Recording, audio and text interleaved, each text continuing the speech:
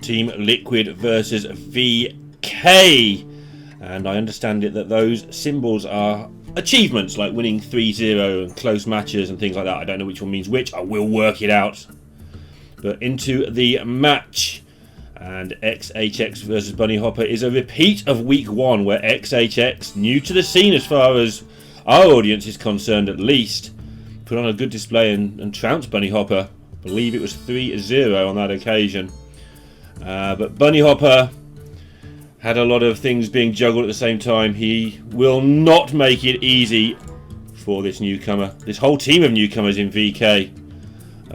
It's weird to say that about the team that includes the world champion Lion, but they are a young team, both physically and as a team. It's a new organisation for Hearthstone at least, and it was indeed 3-0. Just check that out. So let's have a look at the lineups. Bunnyhoppor's brought the Demon Hunter, the Warrior, the Galakon Priest and the Secret Rogue, and XHX has brought his own Warrior, his own Demon Hunter, his Highlander Hunter and his own Galakon Priest, which sets the scene for the Caster's Nightmare. But it shouldn't happen, the Caster's Nightmare being the Priest Mirror. But with this being last hero standing, first of all, this Demon Hunter has got a very good chance of getting through the Priest. And even if it doesn't, XHX will queue the Hunter, which will have a very strong chance. The benefit of last hero standing is you can target things. Interesting to note that Bunnyhoppor did ban out the Warrior despite bringing Priest.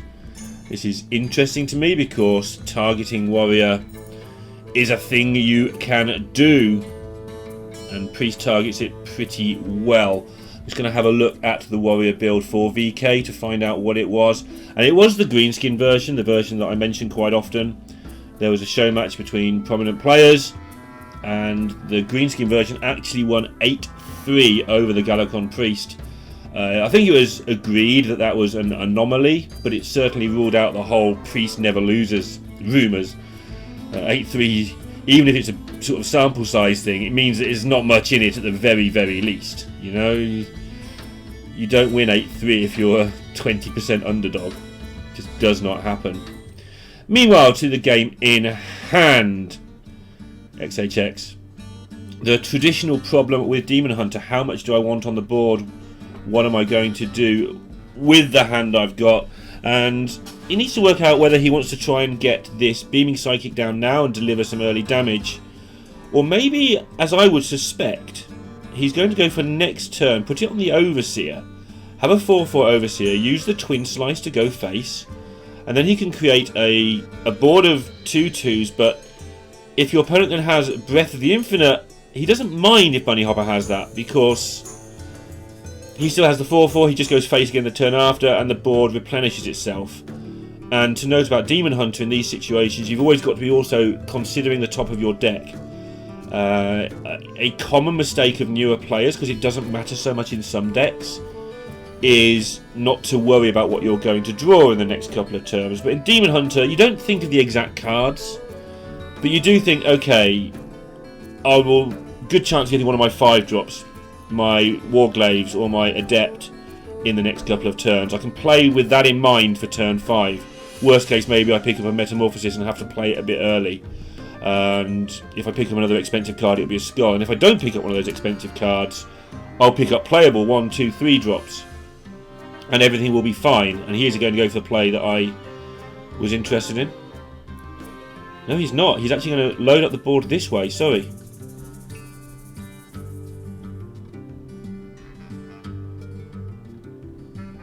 Okay, so if this gets breathed away, he does still have the Battle Fiend, plus he gets to reload with the Overseer. Also, if it doesn't get wiped out, he can play Coin Adept next turn, again with the Twin Slice to activate the attack. And that puts a lot of damage on the board.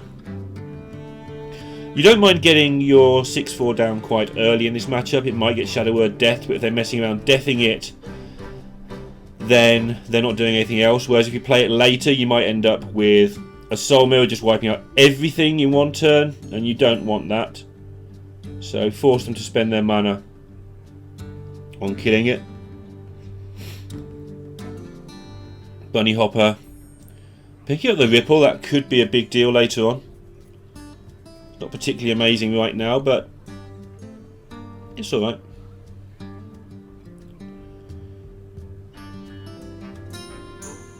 And I amazingly asked the question of a pro player recently if there's ever a situation with the Shadow Weaver where you freeze your own minion after attacking to play around Shadow Madness. Well, there isn't, because the card says an enemy. So you couldn't do that. But we had the discussion anyway, just as a philosophical viewpoint, and we couldn't really think of many situations where you'd ever do it. Just one of the examples where reading what cards do is really helpful in playing card games. Who would have thunk it, huh? XHX. Again, wondering how much to push. And rather than putting a whole load of 2 health minions on the board, does go for a 3 health minion and maybe keeping back the Gladebound Adept in case Bunnyhoppor gets a lifesteal minion down. It is sometimes helpful to be able to shoot down those lifesteal minions, so you don't have to trade into them, especially when your army is quite often very small as a demon hunter. A lot of small and do nothing things that you have to trade in with 2 or 3 times. That can be very irritating. Bunnyhoppor's still on 23, does still have Renew in his hand, so not much damage being done. And I'm talking about that because the temptation here must be just to play this Breath of the Infinite, but that may lead to issues. I wonder if he can think of another way around. The trouble is, if he doesn't destroy some of this stuff, he's looking at 10 next turn. He does get to wipe out the rest with the Ripple as well. Not ideal, yeah, and he sort of snorts a little bit there. This is what he had to do, but now he's at the mercy of whatever happens next. And that looks like it's going to be an Overseer generating 1 more minion. It's always nice when you see that Breath of the Infinite. You always, unless you have a specific read in Hearthstone, you should very rarely play around the second copy of a spell. It's just not that likely they have it. Again, they've been sitting there doing nothing for a lot of turns. Then maybe you change your assessment, but XHX would be well advised here to just ignore the fact that, well, to bear in mind the fact you've just seen a Breath, and assume there isn't a second Breath of the Infinite available now.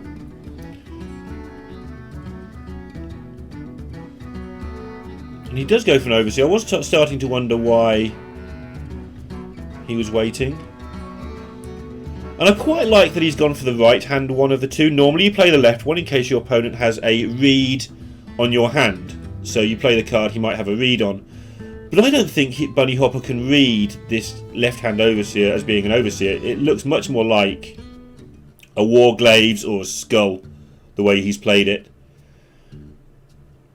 And on this one occasion, it may actually make Bunnyhoppor make a false read. Does that matter? Kind of no when you're scrambling to stay alive anyway, but little things like that can add up. You can sometimes get something out of it. It's just good practice to play good Hearthstone. Why not?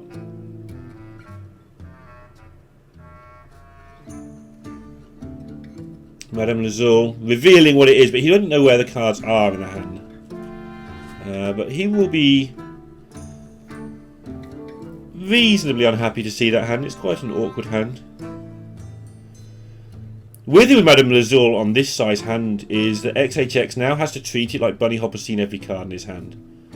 He's seen more than half of your hand. He doesn't know which half he's seen. So XHX basically has to assume that Bunnyhoppor knows all of his hand from now on. Again, whether that makes a huge difference is open for debate.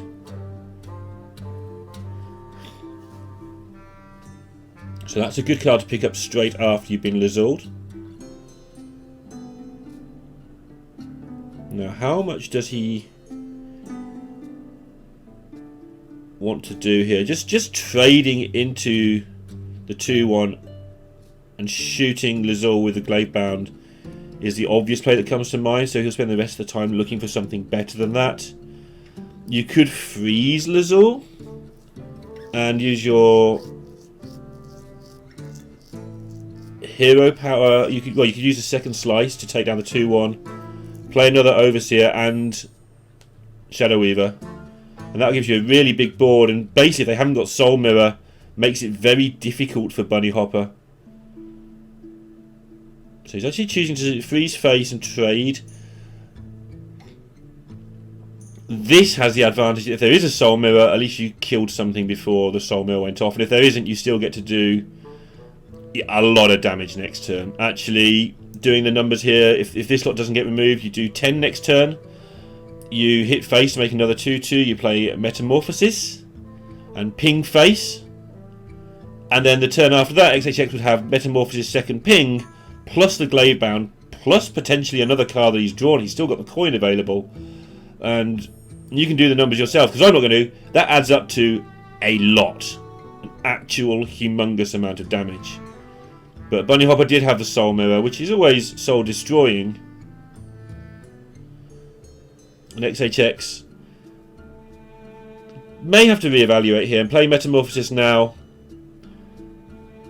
Doesn't necessarily have the desired effect. When you're not pinging for lethal, you're just not developing your board with Metamorphosis. So we may see him have to play the Glavebound and the Umberwing. And hope your opponent's out of removal. It's very important when playing against Priest to weigh up how much removal you think you've got through. And he's got through a lot. We've seen Bunnyhoppor use up a lot of removal. So there's every reason to believe that your Glavebound has a chance of sticking. You know that it might just get deathed. But that's just not how it works. You have to weigh up odds.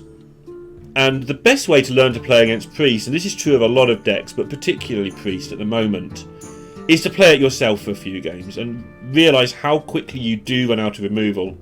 And then when you're sat on the other side of the matchup, you get to realise, okay, this is a situation where I've been in as the Priest and I haven't had removal left. So I can go for this, and there's always that element of risk. You know, XHX here, every time he's played something, it's been removed. It's been the whole game for him.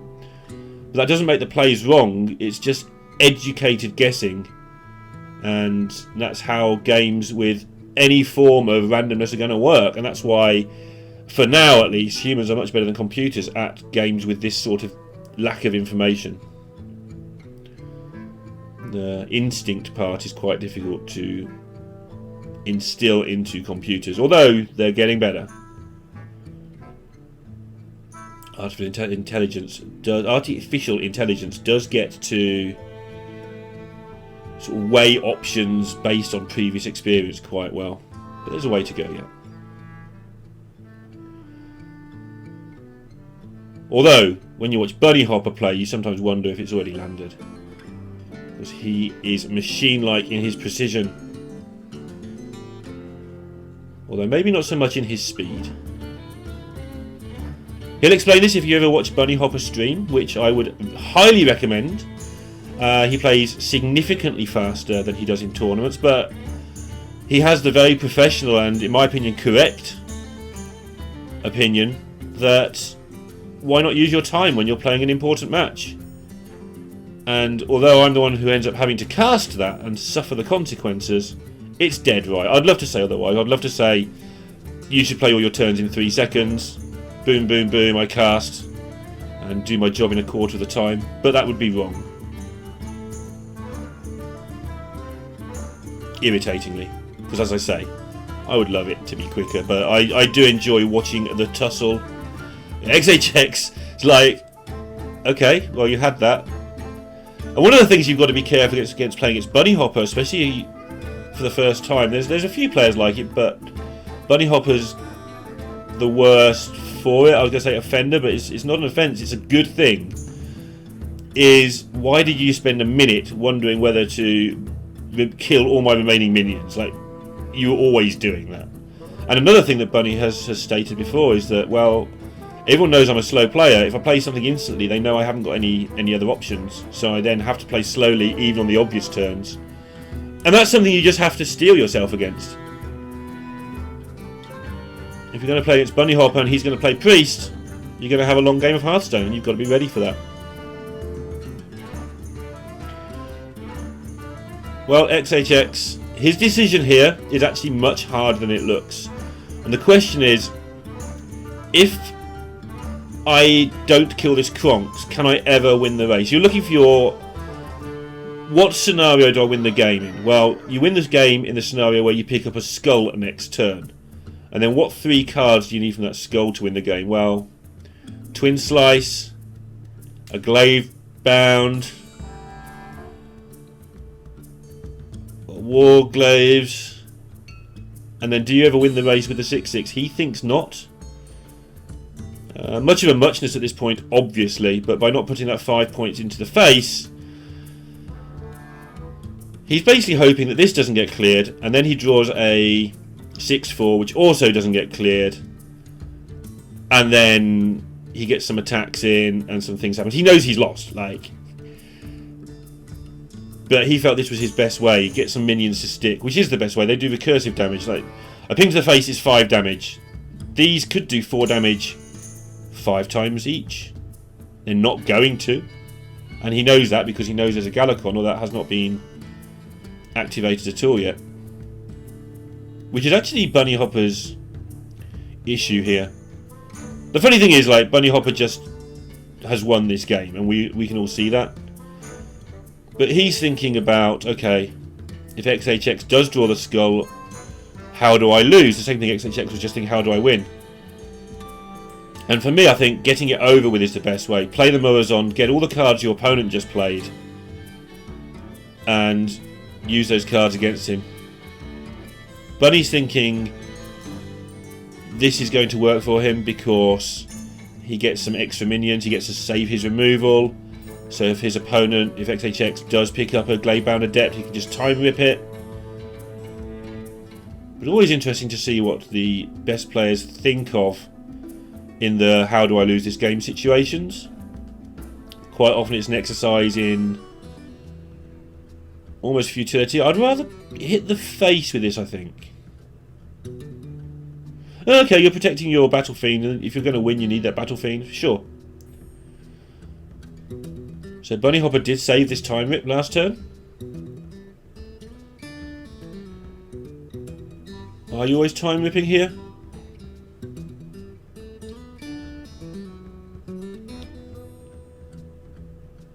I feel like Murazon was just good last turn.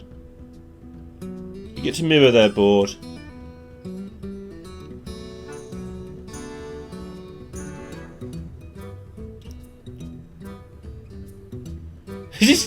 I can see why Bunnyhopper's actually taking his time now. This is slightly worrying, and it shows that XHX's decisions regarding the Kronks were the correct ones. Like, you can see how this could go right for him now. Yeah, given again the context of the situation that this is a lost Hearthstone game that he's battling on for. You can just see next turn he might get 7 damage in. Not a good Psychopomp. This is a skull. It's all kicking off. That's a Warglaives, and that's a Chaos Strike. That's a lot of damage. Just get rid of your Umberwing and start doing more damage. Chaos Strike first, I guess, to see what you get. And then Warglaives everything to bits. Try and save enough charges to win the game with. XHX giving Bunnyhoppor a taste of Bunnyhoppor here. Grinding out something that looked concedable into a game of Hearthstone. And is being rewarded for it. So he's saving the Chaos Strike and something big gets played, maybe? Or is he just deciding what to do? But if you were going to play it, you'd play it straight away. Getting all these attacks in as well, making that Battle Fiend that little bit bigger. And Bunnyhoppor has an issue. He's facing lethal next turn. How has it come to this? XHX has got himself into this position where he might win this game.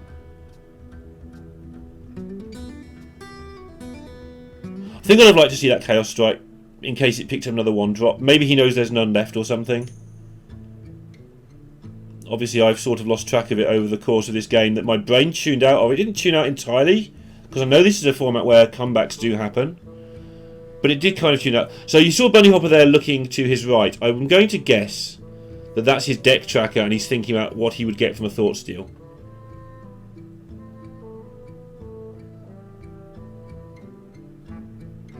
I'd also like to know Bunnyhopper's reasoning for not playing that Murazond a few turns ago, where he would have just put an 8-8 on the board.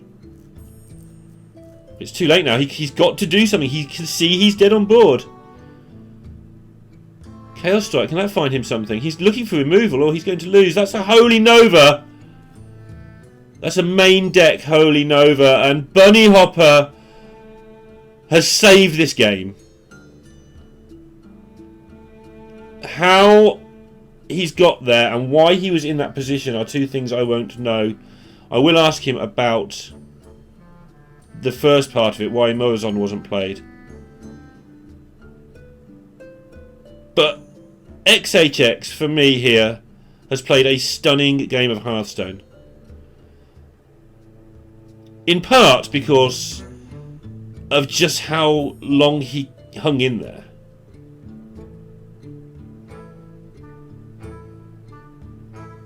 That was a weird turn to me. He's hoping to get 2 damage from the Altruist by picking up Twin Strike. That would be lethal, I guess. But he could have played the Altruist and the weapon and got an extra point of damage there. And had a 4-2 in play. And you've just seen that Bunnyhoppor doesn't necessarily have an answer to a 4-2. He doesn't have an answer to this either. Ah!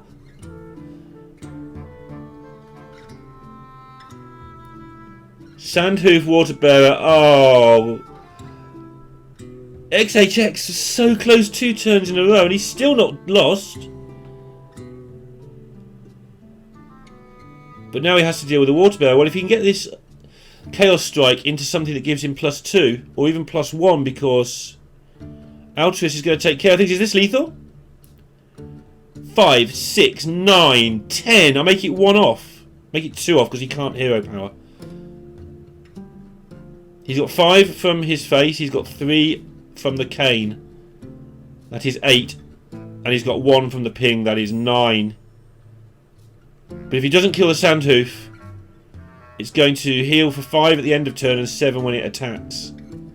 If he trades into it twice, it's going to heal for 7 twice. And I feel like XHX has played an absolute blinder here. At least from the point where the game was unwinnable.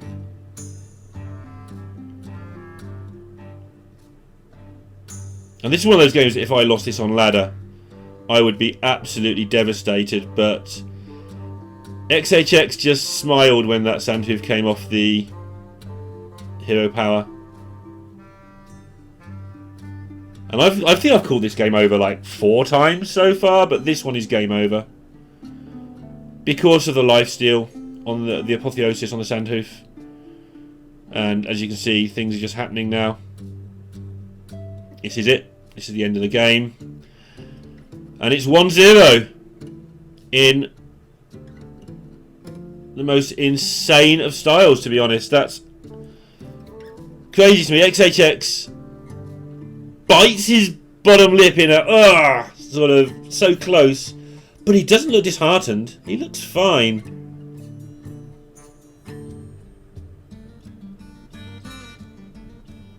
And now he gets to cue his Hunter into the Priest.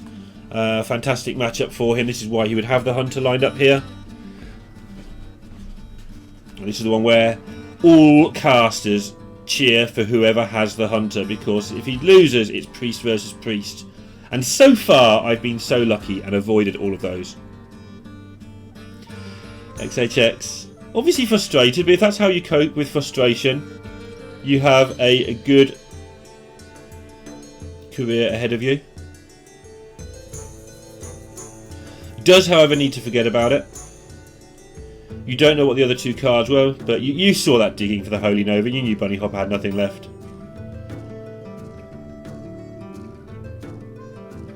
And he's just stealing himself here. He's just got to get over it.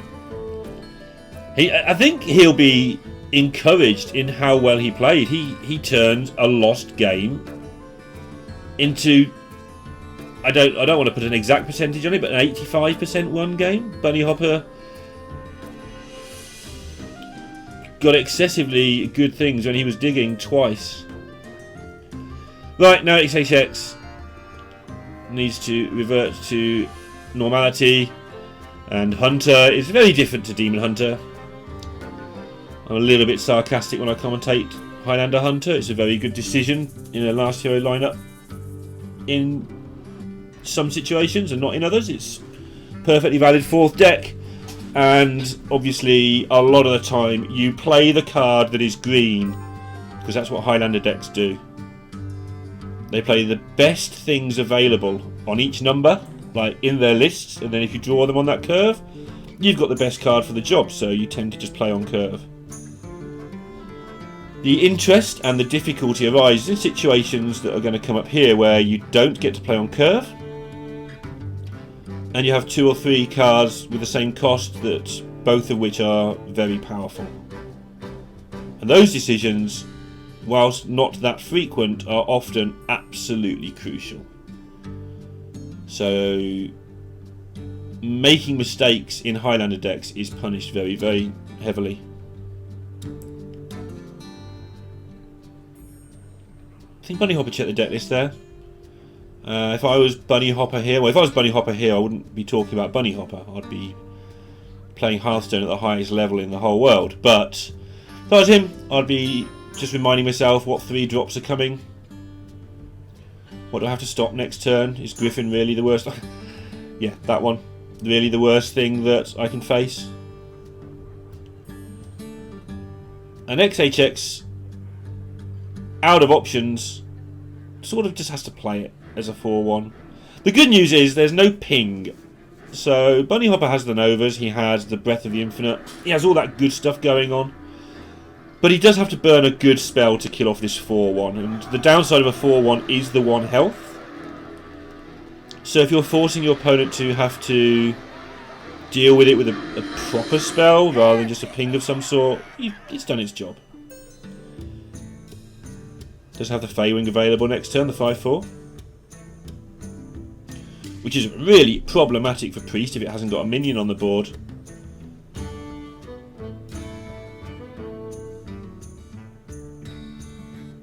And you just slam that. You want the Dragon's Bane later when you're either trying to kill something huge that has lifesteal, or do 7 damage to face. 5-4 untargetable on an empty board. It's just not getting dealt with anytime soon. What's his other option? I guess you have to pay lip service to, do I play the Mage and Hero Power? That would even only be a question, though. If there was a good 3-drop in your hand for the turn after, then you could do the same thing again, and then turn 6, play a 4-drop and do the same thing again. Then you might consider the weaving of the Hero Power, but XHX makes the obvious play. Bunnyhoppor could go for Animal Companion here and try to roll Huffer. That would solve a lot of his problems in one go. Misha also wouldn't be too bad. And even Leok's not a disaster. I mean, it's obviously not good, but you get to set up a Holy Nova with Leok. That might be a problem. But Bunnyhoppor is having one of those days at the moment. Every choice he makes is coming up golden. When you make good choices, that happens more often. XHX now has the decision of playing Dragon's Bane on curve without getting a hero power in. I think he has to because of how the rest of his turns look. This fills the curve nicely, and then next turn, assuming this gets blown up, which isn't the easiest because there's no Shadow Word Pain. Then you make your decision whether you're going to play your evasive or if you're just going to hero power and play whatever you draw off the top, which is likely a playable card.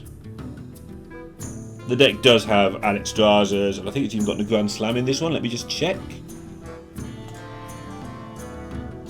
Yep, and Brand Dinotamer, but mostly there's a good chance he gets to hero power and play a minion next turn. And in fact, if this board isn't challenged, then then he gets to play Unleash if he wants to.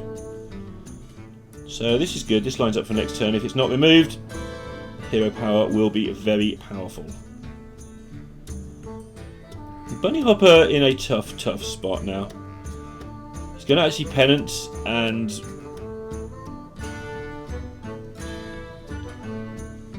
this was the tough spot.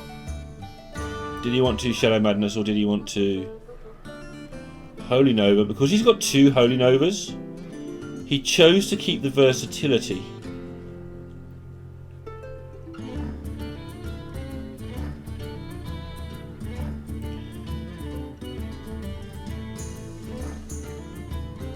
So XHX will be looking here at keeping Varanus and Unleash as a combo for turn 9. Priest does start making some pretty juicy minions, and if you can get rid of a Apotheosis Lifesteal minion with 1 dog, that's a place you want to be.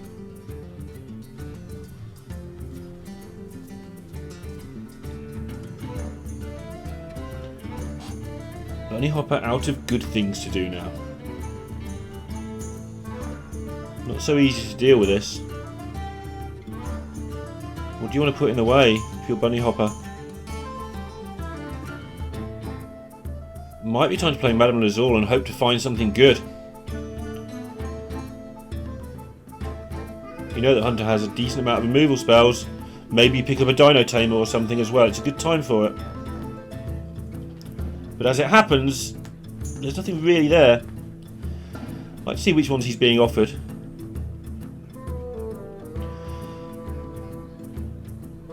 Because I can see you thinking about, I'm just going to assume he's got all 4 options. Which one would you take? Probably Varanus, because you've got Holy Nova, but that's a long-term choice. And the immediate problem is still there.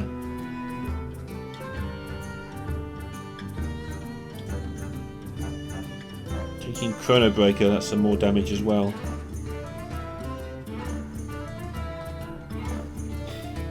So 5 damage kind of has to go face here. If you're going to do that, you need to get rid of these minions somehow. That's not actually that easy. So you can play Unleash. Those 2 minions would take down Lazul. And then the kill command would get rid of the 2-3. And you've still got a 5-3 that your opponent has proved they can't deal with.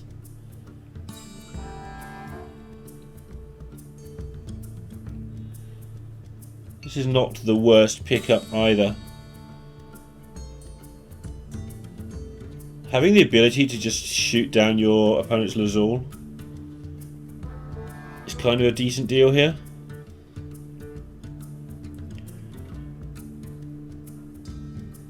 You can use that as your 3-mana play instead of one of the 2 cards you were going to play. Oh, and he's actually getting rid of the Divine Shield here. Okay.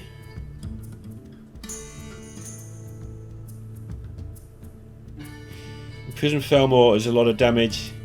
That's what he wanted to get down. Sure, okay. Battling for the board again. I might like to see the 5 go face, but this makes sense too. You want to get it down as early as possible, the Felmore, so this was the only way you could get that down. The way I was going to play wouldn't get it down, but you'd have a Divine Shielded 5-3 going to the face. I also have the advantage that I can see Bunnyhoppor is struggling to deal with that. It's not been that obvious from the other side. But now he gets to play Moag and Holy Nova if he wants, or he can wait and do that when the Felmore appears.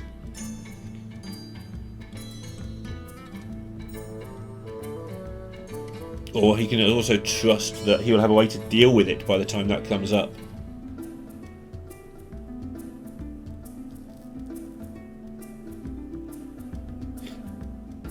But advancing his Galakron, then that's going to make his Fate Weaver active. Which is also a big deal with the hand he has. He'll start being able to do a lot of work. And using his health total as a resource here. Also, as a resource, he's using the fact that his opponent has been trading a lot in both of these two games. And probably feels that this Chrono Breaker gets traded into. Which will also clear the board. Doing exact numbers is making all the difference. If you want a thing that does 3 damage to all the minions, do it when your opponent has 3 health minions. And Bunnyhoppor keeping back the option to do 4 damage to minions when the Felmore is in play that has 4 health. When you word it like that, it sounds so basic and easy. But it is just easier said than done when you're looking at the board. I'll do something XHX, and he'll be getting a little bit worried as to the lack of damage. But Nagrand Slam is 12 face damage a lot of the time.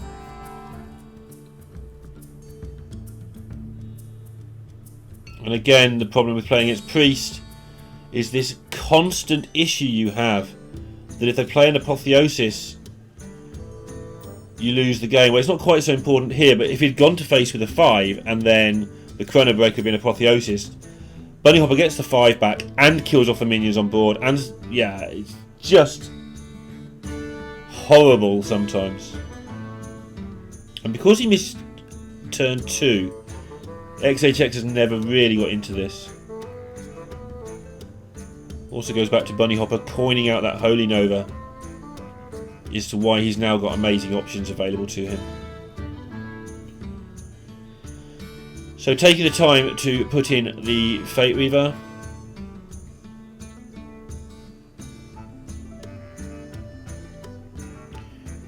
He can play the... He's actually doing this differently. He could have played the Sethek and the Moag and the Penance to get rid of the 7-6, but looks like he's setting up... That thing always goes face. It's absolutely hilarious. So always... It's the new version of Always Huffer. Felmore just always goes face. But yeah, Bunnyhoppor being very careful with his removal. See how this works out for him though. This is now going to be an issue. This is the first time in this game where it's started to look like XHX has got a foothold on the game in progress. And this time he doesn't care about your Apotheosis. He's gonna make Bunnyhoppor have it. Bunnyhoppor doesn't have it, but Bunnyhoppor does have a clear with the Moag and the Holy Nova he's been keeping for a long time.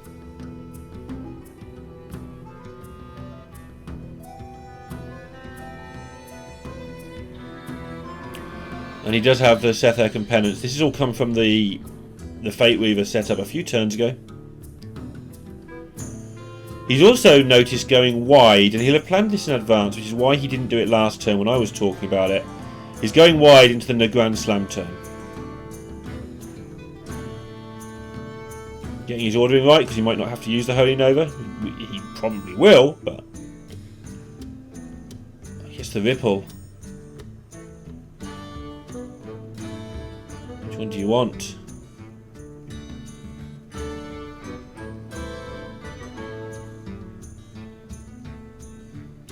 Going all the way back to near the start of this game, Bunnyhoppor chose to keep a Shadow Madness over a Holy Nova. He could have had 2 Holy Novas in hand. And what's going to end up happening is that's going to end up being really helpful, I think, when it comes to this Nagrand Slam. Or could have at least. It's interesting because I feel like he's played around this, but he still sort of had a sharp intake of air when it came down. And that's not worked out that great for XHX. Yeah, this is exactly what I was talking about. Apotheosis. talk about that card all the time because you have to. Oh, wouldn't you just love to be in Bunnyhoppor's position now? The 18 health almost doesn't matter. Look at just the board he's generating. The cards, he got lucky in the Grand Slam leaving up both the Setheks, but he is able to gain health, kill things. He still gets to attack with his 3-3. And he started the turn expecting to have to Holy Nova, but because of his ordering, he hasn't got to do that at all. He's just holding on to the Varanus Holy Nova combo because why not? He's found a way to play around the turn without having to do that nonsense. Constantly looking for slightly better options. Yeah, he filled his hand up. Why would you want it now? Oh, and this is a brutal, brutal turn from Bunnyhoppor. Back to 24. And XHX is out of good things to do.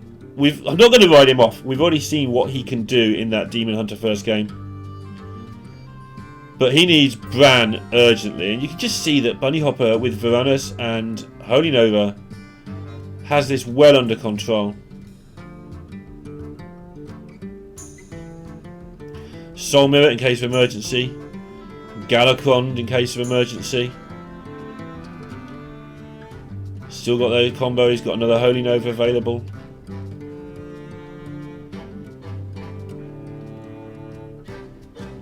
Going to be interested to see how XHX even tries to approach this. Whatever he plays just gets killed by the Sethek and gives Bunnyhoppor all his health back.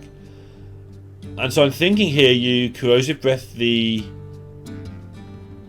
token and Hero Power. You might just Hero Power.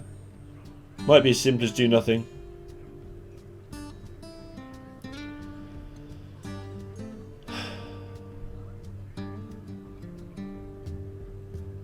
This just gets eaten. I'm not sure I like this one. I've been quite a fan of how he's normally set up. But this literally just gets killed and the minion gets healed back up. Unless XHX has decided that whatever card it is that wins in this game, so Alexstrasza or Zephyrus, maybe he's decided he's just going to put things in the way, start again from 30 and force Bunnyhoppor to just kill the things on the board. And maybe then XHX will get an extra turn to draw into those Alexstrazzas or Zephyruses. That would make sense to me. So this is just like a ringer. It's not meant to be there. It's a decoy. Trying to get Bunnyhoppor to trade into it rather than hit face.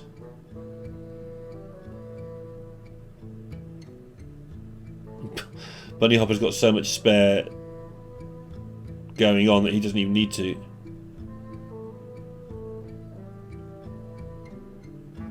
It is Zephyrus. Turn too late, most likely. If that had been in hand last turn, then at least Bunnyhoppor wouldn't have healed back up.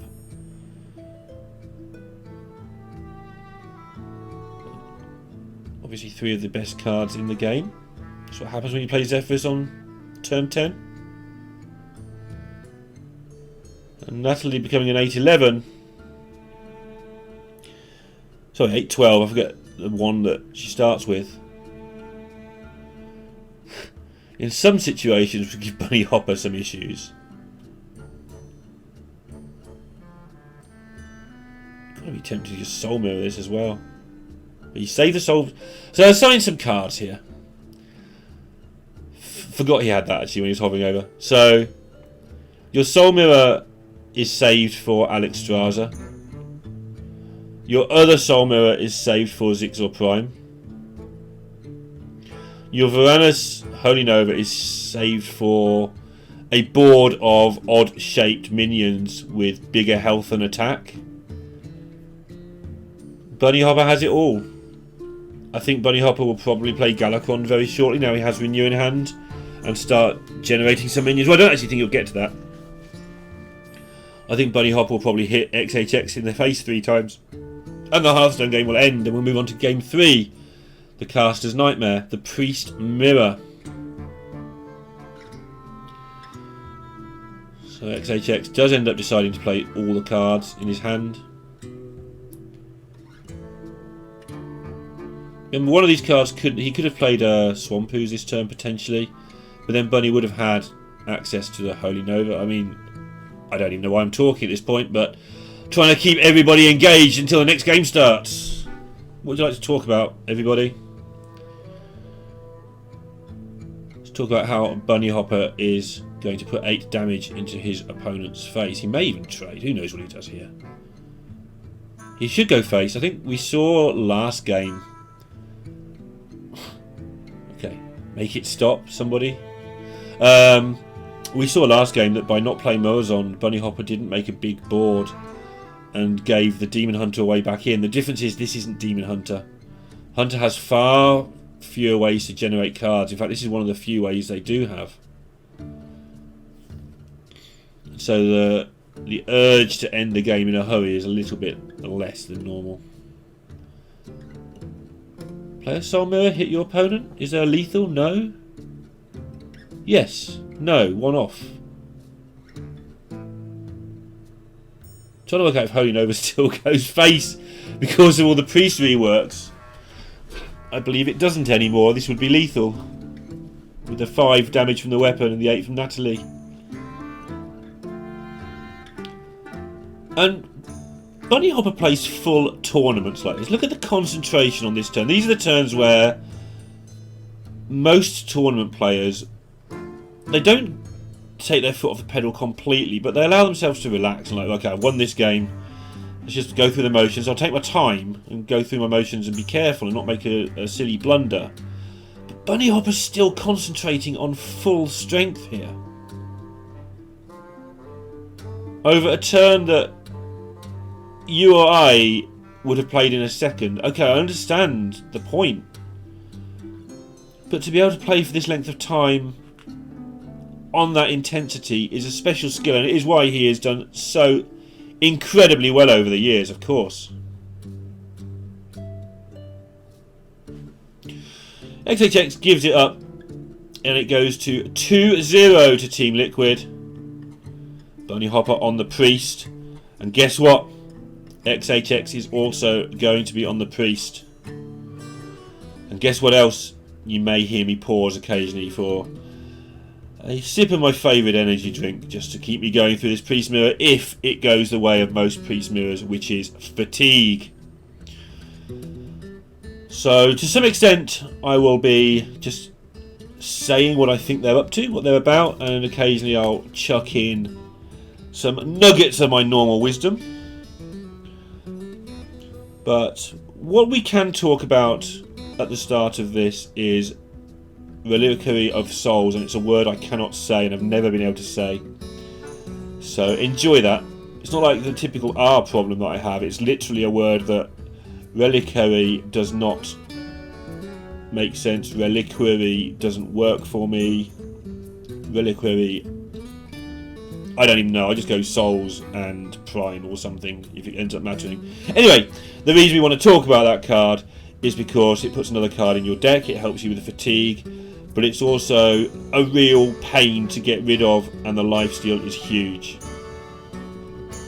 There are other things, as you reminded there, with this Soul Mirror. Soul Mirrors and Moazons interact very, very interestingly. Obviously, if you Soul Mirror, you kill your opponent's board, then your opponent plays Moazon, and they get your Soul Mirror, which kills their board, assuming that it killed yours in the first place, and you've got an 8/8.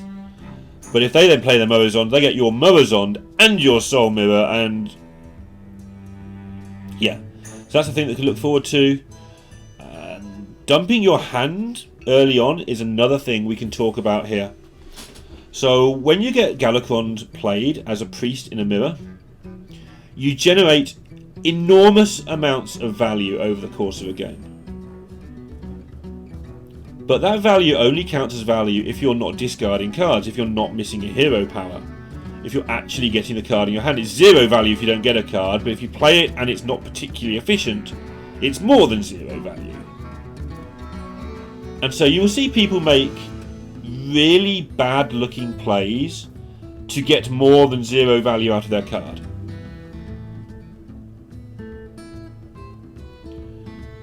We'll also potentially see a Galakron after a Galakron, so Lazul might be kept until turn 6, for instance, in an attempt to pick up opposing Galakron. And all the time, there is a board fight going on to see who can get control of the board. And unless something crazy breaks out on the board, to some extent you'll hear me ignoring that. And that's not because I'm not paying attention, I'll be looking. But it's not going to work.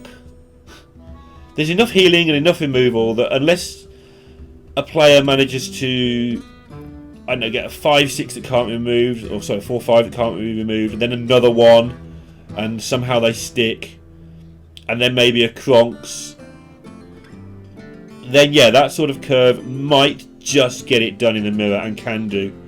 Especially with, say, a Grave Rune on a Kronks. Suddenly you've got 2 6/6s, and if they don't have the answer, the game ends. But yeah, the whole game is much more of a value one, and we expect it to go the distance. That being said, both players have got a full hand right now.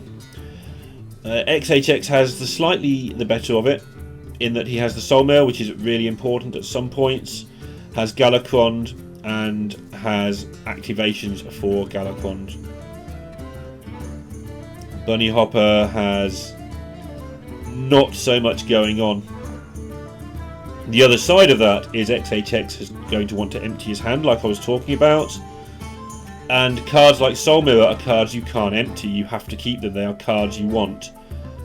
And Bunnyhoppor has a Fate Weaver, which is going to be also a very important card in this matchup, and it's already active. And again, talking about dumping your hand, it's one of the cards that helps you do that. Allows you to weave in minions and spells that you wouldn't normally be able to with your spare mana here and there. And he's not going to mess around with it, he's actually just going to do it now. It's much more effective on these low cost handers. Obviously it's effective on a bigger hand size. On low cost hands, you can picture that by, if everything costs 2, it halves the costs. Allows you to play twice as much stuff in one go. But if something's reduced from 10 down to 9, it doesn't really help in Hearthstone terms, right? You can still most likely only play that one card on a turn. So Bunnyhoppor's chosen to play this, not just because his hand is full and not just because it makes the board good, but also it's just a great time. And you see now, every turn Bunnyhoppor should be able to keep his hand size managed just by playing a 1 mana card.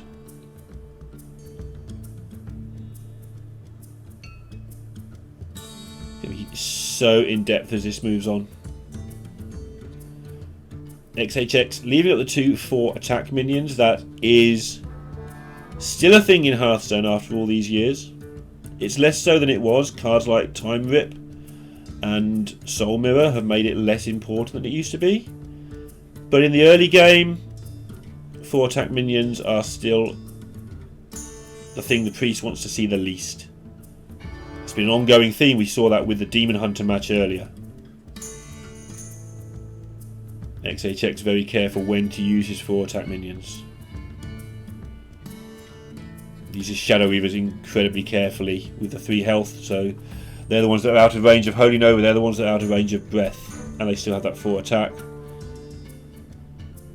But we can also see that after, 7 turns now, nothing has happened.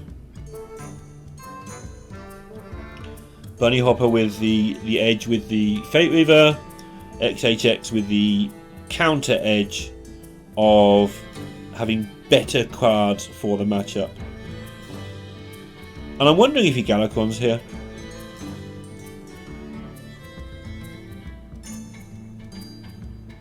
You have to make a lot of decisions in Priest Mirrors along these lines. That's a big pickup. That's the card I was talking about earlier. The Reliquary of Souls. That's wording number 5. That's a huge deal. And XHX is now at the space where he's going to start throwing things to the wolves, and a Sethek is not a card you want to throw away. But you want to keep the Reliquary of Souls more. You want to be able to kill it on the turn you play it. So XHX will look for a situation where he actually kills his own Reliquary on the turn he plays it, so that Bunnyhoppor never gets a chance to mirror it. He never gets a chance to interact with it in any way or form. It just goes straight into the deck as a prime.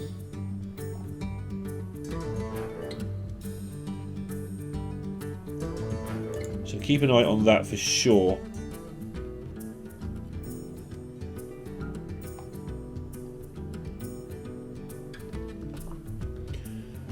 Bunnyhoppor also in that mode, but he's getting better use out of his cards here.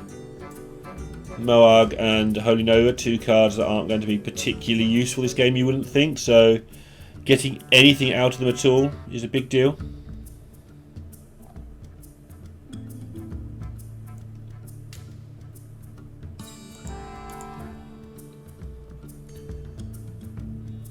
Murazon. So XHX does have all of the things.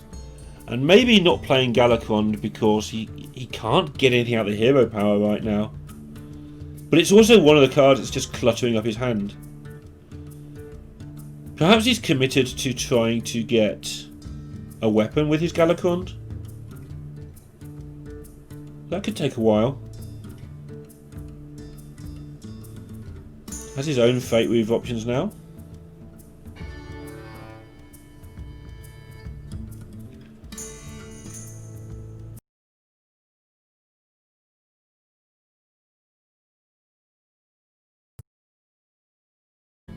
Doesn't enable you to play two things in a turn or anything, but obviously there's some peripheral help there.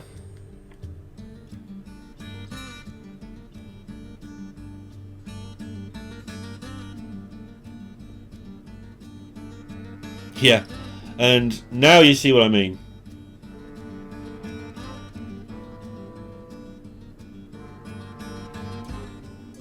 Apotheosis, a decent enough card. But for once, it's not one of the cards I'll be harping on about too strongly. Bunnyhoppor still really just waiting for good things to happen. Very different game for him right now. He does have Kronks if he wants to get on with Galakronding. He has a cheap enough hand that maybe that would be okay. Play Kronks, play the Chrono, and start hurrying things along is one option here. See what he chooses.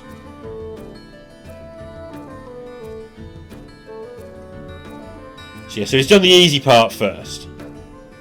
He knew he was going to do this, now he's got to decide on what else he wants to do. Downside of Kronks is you give your opponent a good trade, but he's just countered that.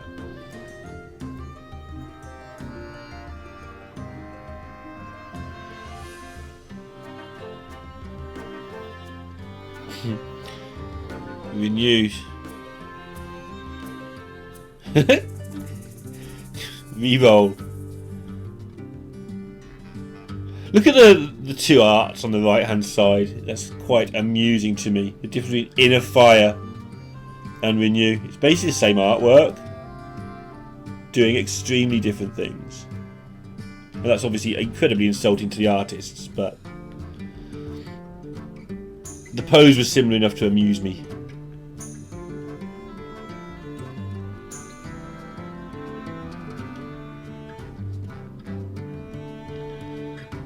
All three of these cards are useful at other times. I quite like Mind Vision. It's a card you can use to snipe something in the late game off your opponent. Shadow Word Ruin is more of an emergency get out. I guess it's only 4 mana, it's okay.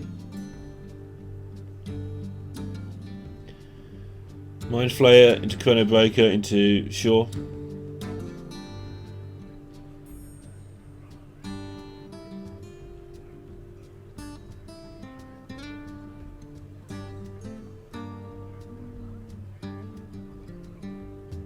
So we're now 16 hours into this Priest Mirror.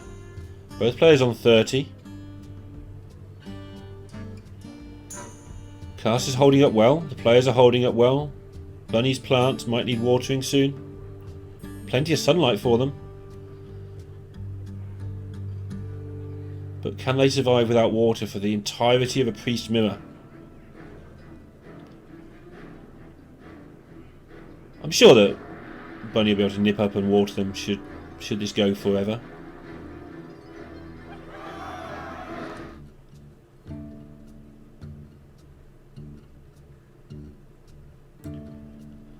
Okay, so it's so complicated. There's so many little nuances to make. You can't make the right play every turn, which is why in general I'm talking in general terms. Whereas normally I at least try and nail down the best play. This is very much, how do you feel the game will unfold?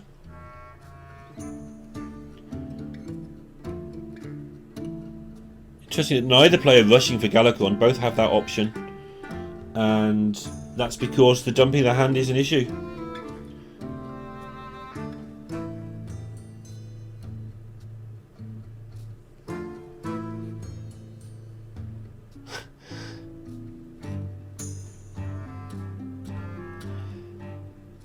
HX is getting to that point now where he's going to have to do something. The cards he's been saving are starting to mount up. So he has played the Galakon, but he's now going to have to start playing stuff at reduced value.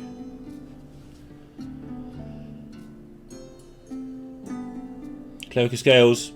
He's only got 9 cards in hand, so he can play that and at least discover something. It doesn't really help with the hand size issue, but at least it's one card played into another. He can discover something cheap as well, but he's going to hold on. Now, this is the point where I think as an analyst I'm supposed to be saying who's winning this Hearthstone game. Well, Bunnyhoppor's 2-0 up, so that's a good start. Who's winning this game? I'm just going to avoid the question. It feels like overall Bunnyhoppor's had slightly better use out of his cards. But XHX getting Galakons down early is going to start generating value if he is willing to part with the cards in his hand, which he's going to need to do to maximise. I feel like Bunnyhoppor's had the best value out of the cards that have been drawn. But he now has the decision to make whether... He had this decision last term, but it wasn't so urgent. But now he needs to decide if he can afford not to play Kronks. His Galakon is level 3, which means he will get a weapon along with that, which is a little bit of damage. Kronks is also just a 6/6 monster. The downside is if you play Kronks, you don't have Kronks anymore, which means you don't get to have the devastation. And with that all in mind, this is quite good, but Bunnyhoppor doesn't seem happy with it, and what I suspect he doesn't like is this allows your opponent to dump some cards. A Shadow Word Death would be fantastic on this Temple Enforcer right now, although the 4/8 is an issue. That can be time ripped. And do you want your opponent to be able to dump their cards like that?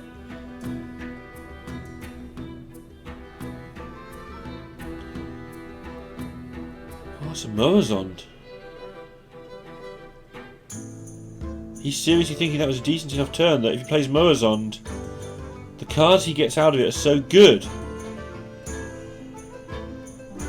that he can maybe just steamroll to victory. He's gone for it.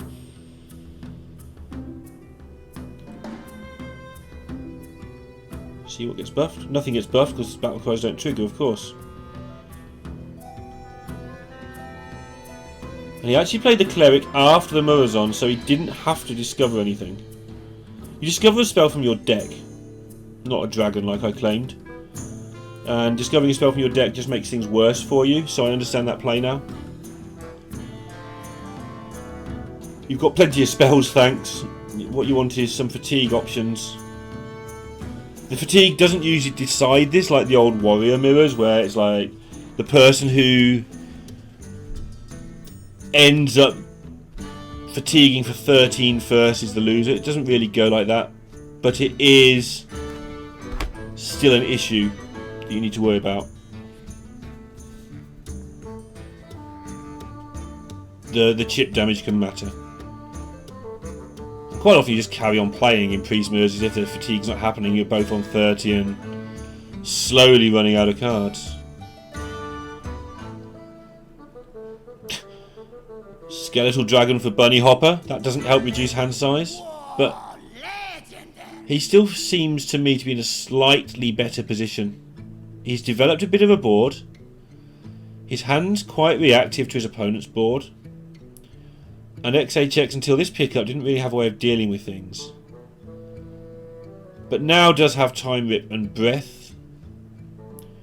Problem with that is he doesn't get to tap as well. I'll say tap, Hero Power. Because of the Time Rip filling your hand. Bunnyhoppor looking a little bit quizzical at that one.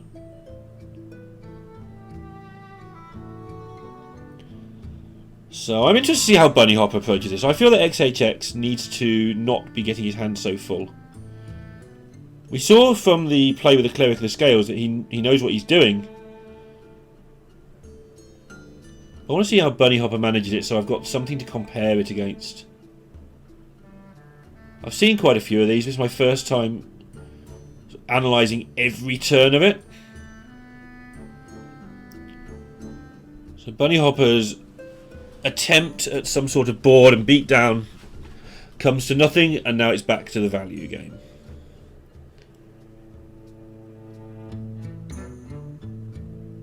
Yeah, so he's looking at Holy Nova here. Holy Nova and Breath seems tempting.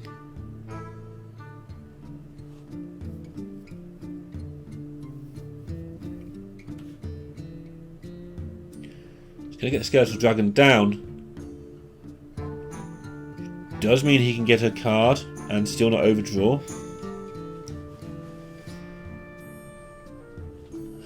And Bunny is full on concentrating now. Am I really hitting a 2-1 with my face? And it's a 2-1 that my opponent might not even want on the board. This is a brain bender of a game. Fate Weaver here looks pretty good. I don't think he's going to get better than it is right now, unless there's some sort of discover he'd like to do first.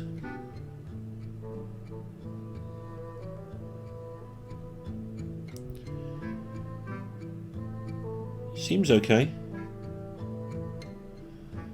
But he needs to deal with this opposing minion. It's actually something you don't want there. Very tough minion to deal with. And he's generating a lot of value. He's going to have to Time Rip this.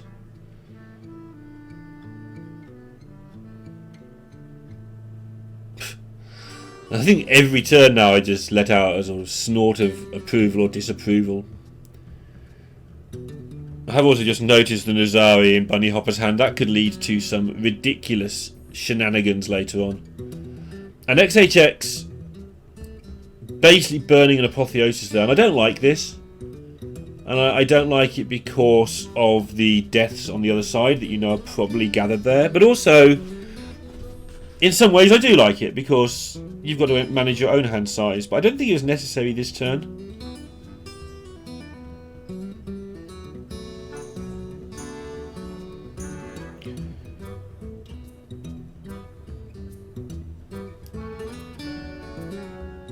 Bunnyhoppor, because he made that hand space last turn, is able to get a little bit of value out of this Sethek and want that value.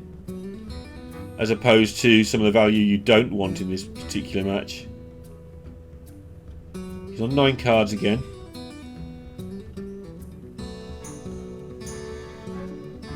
There's the option, if he wanted to breath nothing and draw a new minion. But this seems like a versatile hand. Seems to do pretty much everything you could want out of a Hearthstone hand. So I kind of expect him to just pass over here.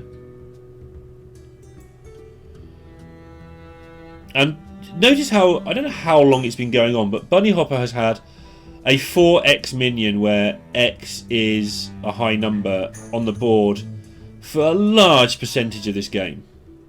Seems like every turn I'm saying this is a tough minion to deal with for XHX. And by the nature of Priest, every turn he's dealing with it.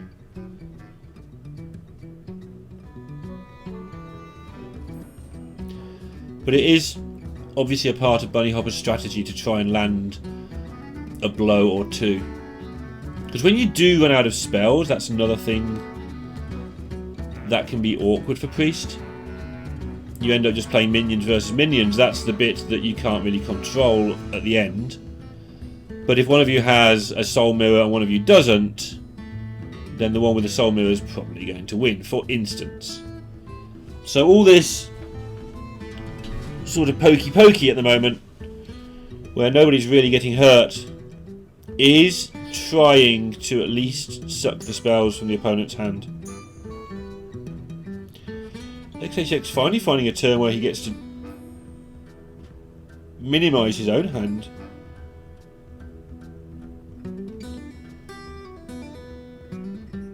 A convincing infiltrator might be a sign to Bunnyhoppor that this is getting difficult. Choose to keep the Master Spell.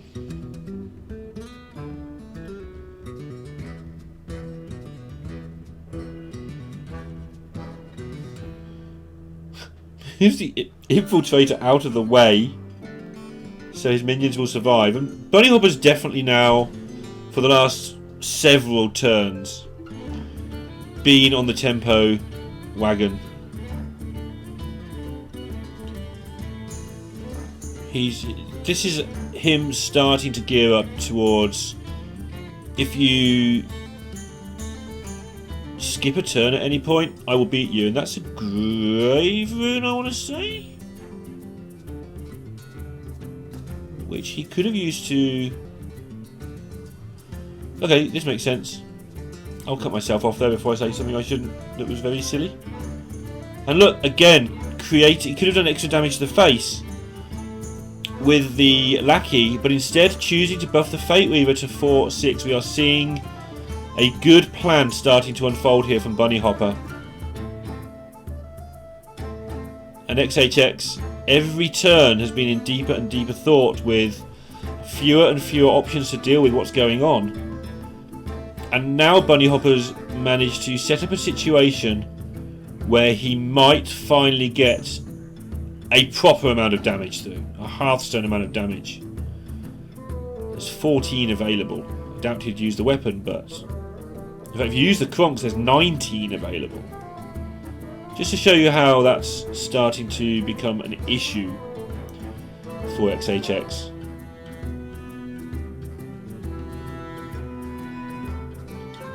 Really like how Bunnyhoppor's done this.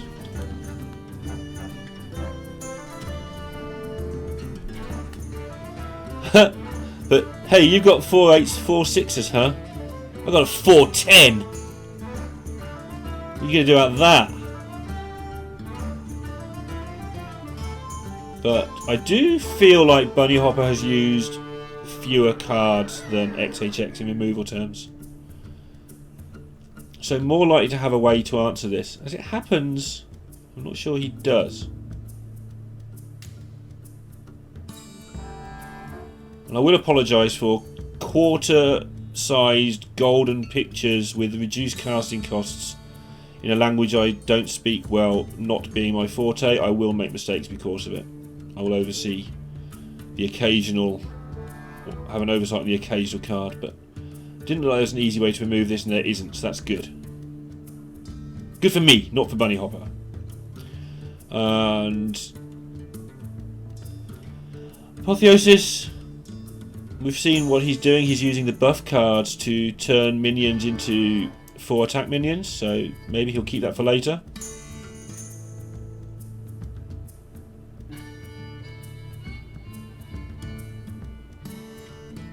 And just to see what he does.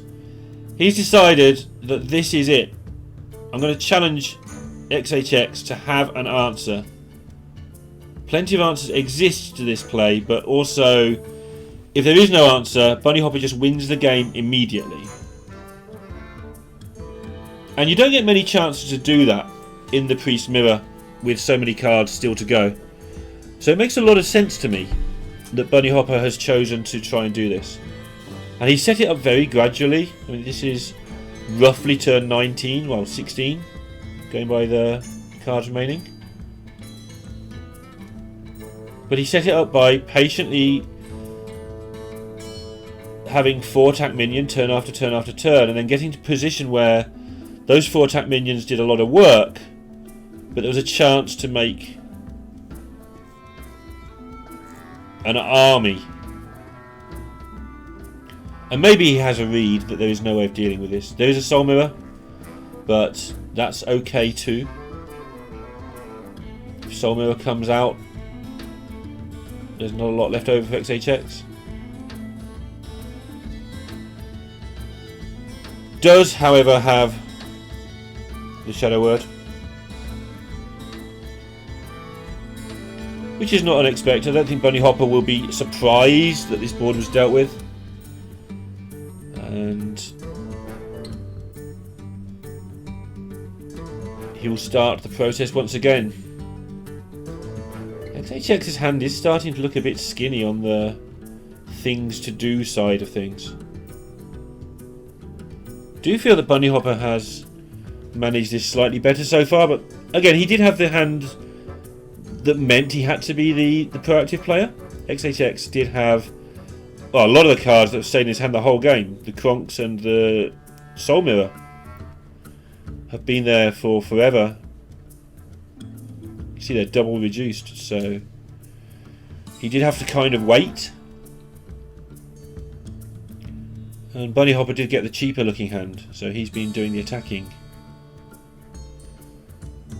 Well, no way to get a 4 attack minion, but 5 health minions and 3 attack.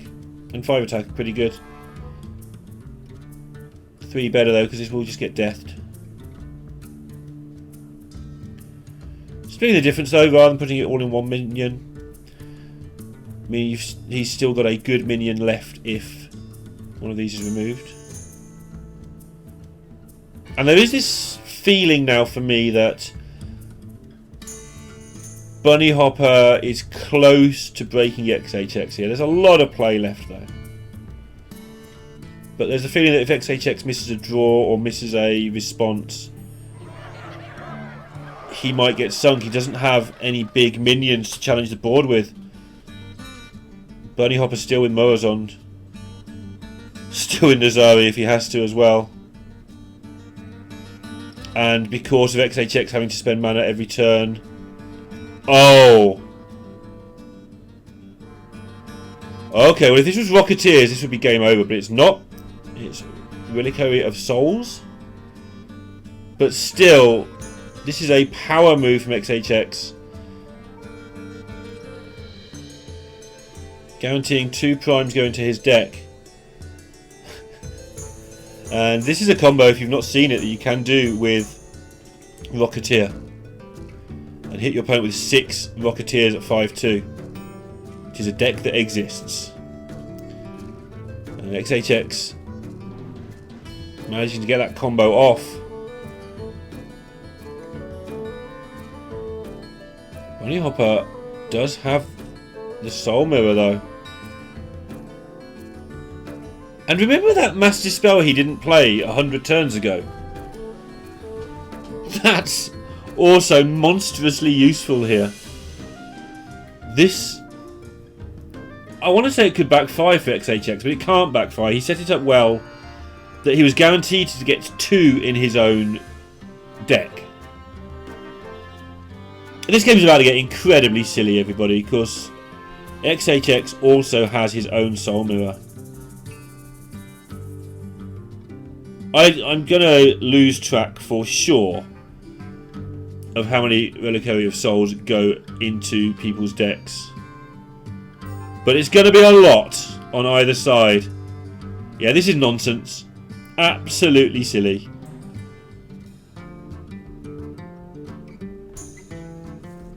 And XHX has 2, and Bunnyhoppor has 1.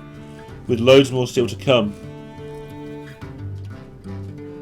So obviously XHX has his own Soul Mirror here, but he has very little else he can do alongside it. He doesn't have the massive spell that Bunnyhoppor had. But I think he has to take the chance that Bunnyhoppor just can't deal with another wave of these, and that he can get something out of it himself. Oh, he doesn't have a dragon in his hand, so he can actually play Breath of the Infinite to wipe out all his own souls after they've attacked him from the Soul Mirror. And he will have a deck full of primes, as will Bunnyhoppor. And then we're just going to watch Prime slugging it out, I guess. All very silly. I'm enjoying it. Priest mirrors are very silly.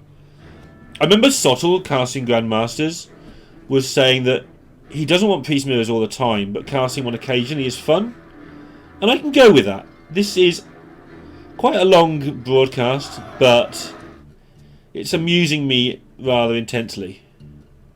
And this is where Bunnyhoppor, if he gets somehow a second Mass Dispel, as XHX does choose to occupy the entire board here, which can sometimes be an issue if you want to develop further. If Bunnyhoppor had another Mass Dispel, this would be an emergency. If he had a way to steal one of these primes, that would also be irritating. He does have Morozond, which may be why XHX filled up the board, actually. Yeah, and he's wincing. He knows it's there. So he was hoping to save one of the primes for Bunnyhoppor with positioning here. Because the Morozond's going to copy a Soul Mirror. And the prime on the extreme right would have been the one not copied, I believe. But Bunnyhoppor also knowing that, there's primes coming. That's what I know. Primes are coming. What's happening?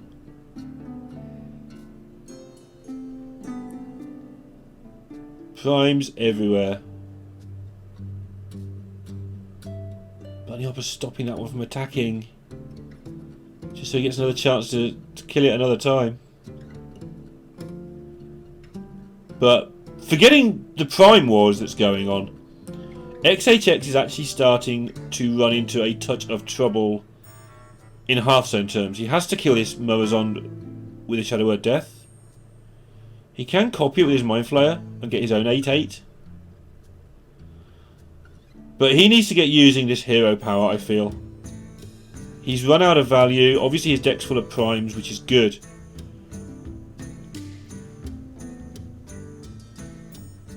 So getting some value out of his Sethek, and I think he'll probably get more value out of it now by choosing to Apotheosis, probably on the Sethek, to make it a 4/6.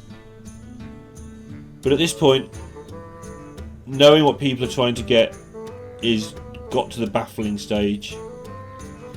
Isira is value. He needs value right now. He's down to 4 cards. That's where I would be. He may possibly have picked Deathwing if he thinks he's that far behind, and trust the primes to come out of his deck. Bunnyhoppor with prime number 1.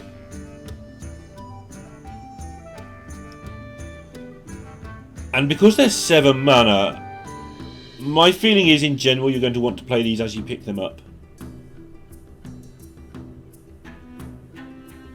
so that you've always got the maximum number of primes on the board. The problem with that obviously is the hand emptying exercise I keep on about. But you don't want them to start accumulating in your hand and not be able to play them, I feel. But this is the card that wins the game. So you want to get as many of those cards that win the game on the board as you can.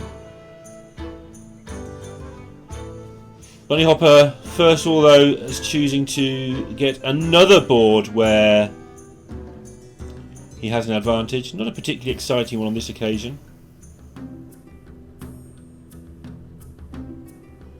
Yep, getting towards the end of the deck. This Alexstrasza won't be active for a while because there's 12 cards in his deck and 73 of those cards are primes, but it'll be handy at the end of the game.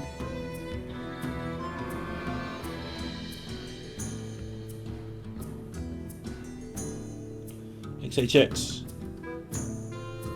Even now having slight issues with just being able to play multiple things in a turn.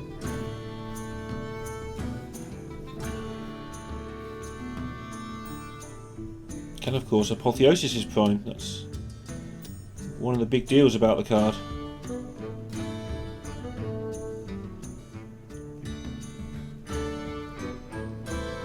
This is awkward though. This Sandhoof's actually difficult to get rid of. Plus they've been playing now for some time. Reminder that I don't like to throw out very often, but these videos are cut down a little, so a lot of the caster talk between games is cut out and commercials are cut out. So this has been running, I don't know, an hour and a half or so now. And that was longer for these players. You know, with bathroom breaks between games and casters talking caster things between games. And so around now I'd imagine the players will start getting tired. May see some mistakes creeping in. And this is going to be a massive test for XHX. Needs to keep it together for a few more turns. It's a massive test for Bunnyhoppor too, but it's a massive test that he is used to, both under the conditions and under the pressure. I think XHX though, not only does he seem to not really bow to pressure, I feel like he welcomes it, and I think he might be so into this game that Bunnyhoppor picks up another prime. XHX might be so into this game that maybe the pressure's just gone. I know that one of the worst feelings when you're waiting for a tournament, back when I used to play, is waiting for it to start. And you hear this even from top sports people, let alone people like myself. The waiting for a tournament to start is the hardest bit. You just want to get on with it, get in there and start doing the thing that you are good at. Or in my case, the thing that I choose to be doing. So XHX is proving to be a good player, probably a very good player. But no matter what his skill level, I am very impressed with his temperament and have been throughout this match so far and throughout this tournament so far.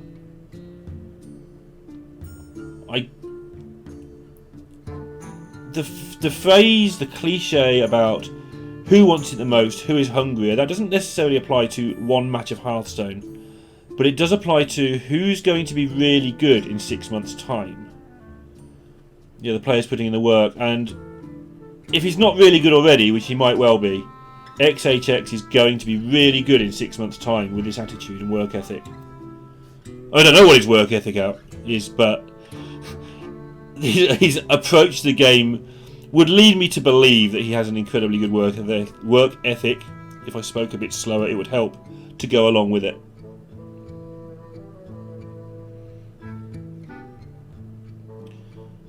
So just choosing to dream back the most expensive card.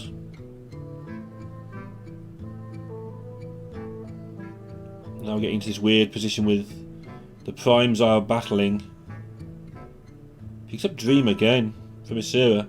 It's quite often the worst one, but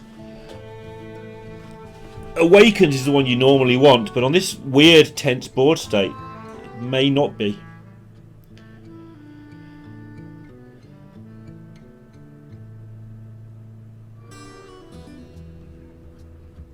Can Bunnyhoppor get to that Isira? That's currently the card that's damaging him the most.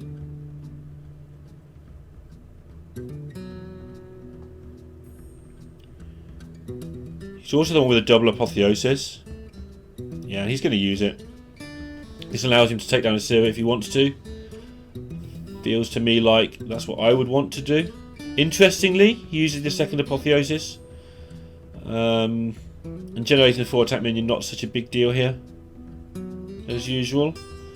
My gut instinct would be to save the second Apotheosis because you know all the primes are coming. And it's just so good on a prime.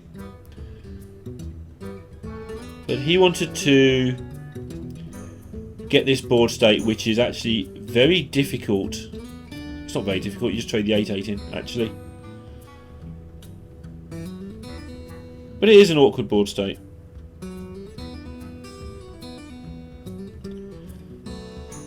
Something I don't like about this is that he's left it weak to Asira Awakens. Like, really weak. It's only a 1 in 5 chance. But it's a pretty nasty one if his Awakens was in hand here. XHX would be able to play Asira Awakens, still have his Murazond alive, and then play his own Prime. And really take control of the game, I feel. But instead he's got Dream, which is okay. It's not where he wanted to be. Bunnyhoppor has finally run out of cheap things, cheap filler tricks to play with. That's what's been allowing him to have this constant pressure throughout the first chunk of this match, this game I mean. But now it's XHX who's starting to get the little bits of pressure and the filler cards and being able to do 2 things a turn. And Bunnyhoppor who's the one who is largely doing a little bit less. And suddenly, for the first time, the posers, the board states and everything are reversed. XHX is the one pushing the damage, pushing the board state. And Bunnyhoppor is the one who is trying to respond. And he has a total of 0 spells left. And somehow, XHX still has 3 spells left. And that utility will stand him in good stead. The low hand size has allowed him... It looked a bit ropey for a while, but now it's allowed him to just do what he pleases for a few turns. Filling up his hand when needed. He's looking in a good spot. But, I've said that a few times before, I didn't like the second Apotheosis from Bunnyhoppor last turn. That much I will say.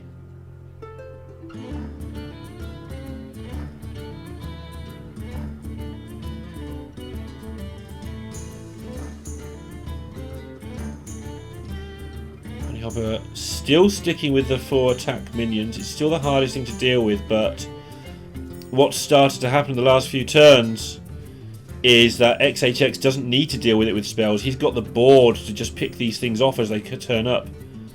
And because of that, it's allowing him to play a Prime every turn, which is fueling the fact he can just remove things.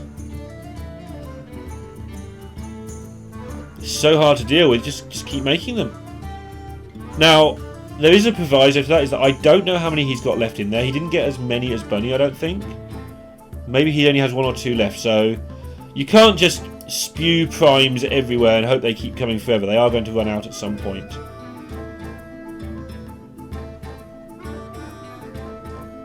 So Shadow Word Horror, for instance, might be something he wants to not happen to him.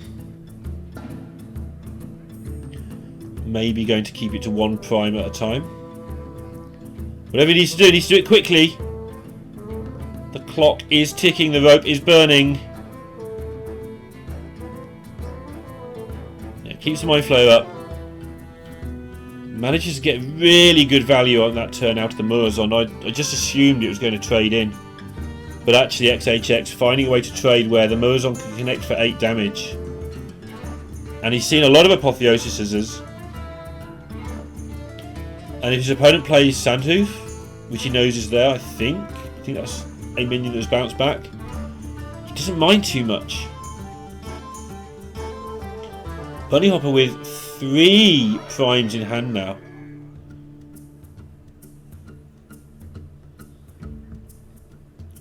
But not been rating them as highly as maybe I have, maybe XHX has. I'd just be throwing primes everywhere. He doesn't want it getting eaten up by this Murazond, I guess, is what part of the problem. But now he's the one that's facing down approximate lethal every turn.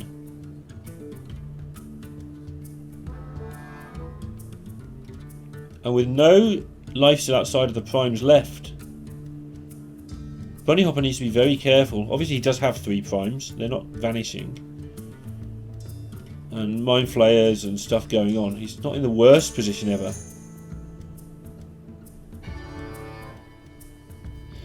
Just need to keep an eye on it. Choosing to use his opponent's primes rather than his own for most of this game just makes sense. And this feels like a key turn to me. There's a lot going on here, and if XHX doesn't keep the board, Bunny's hand is going to run away with it. It might take a while. It might be more of a slow crawl away, but it is going to get there. And so XHX needs to recognise that position.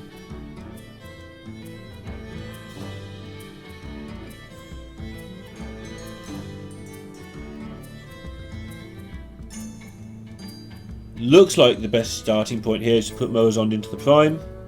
Just feels like a fantastic use. After that it becomes a lot more difficult.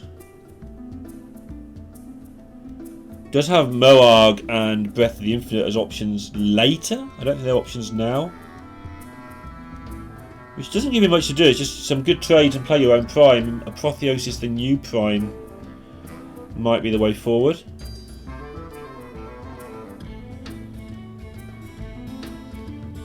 Just save that back. And continue the push.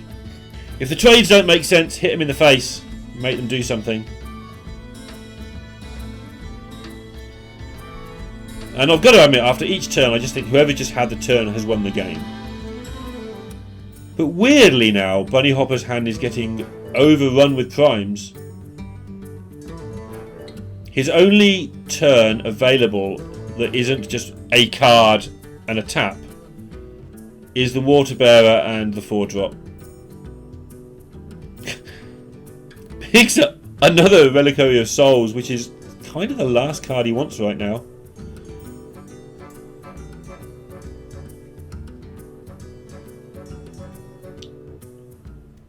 Have you ever done the exercise at home where it's a thought exercise? You start off with 1 mana and you get a 1-1, then your opponent gets 1-1, then you get 2-2, opponent gets a 2-2, and work out who wins. The person who wins, depending on what rules you're playing, is the person who goes first, because they get to hit in face, the other person has to trade in, and that just repeats. And what's happening here is both players are vying to get in that position where they're the one, I hit you for 6, you play a minion, I wipe that minion out, I play another 6-8. And at the moment, XHX is the one who's winning that tempo race. But it's really tight. He's not winning it by a lot. With both players playing a 6-8 every turn. It's been fascinating to see it unfold. And Nazari has been in Bunnyhoppor's hand for so long, I'd basically forgotten it was there. I mean, I could see it, but my brain wasn't even processing it as a Hearthstone card anymore. It was just a yellow splooge at the top left of Bunnyhoppor's hand. It's the only chance we get to see Paladin cards, so we should enjoy it while we can, I guess.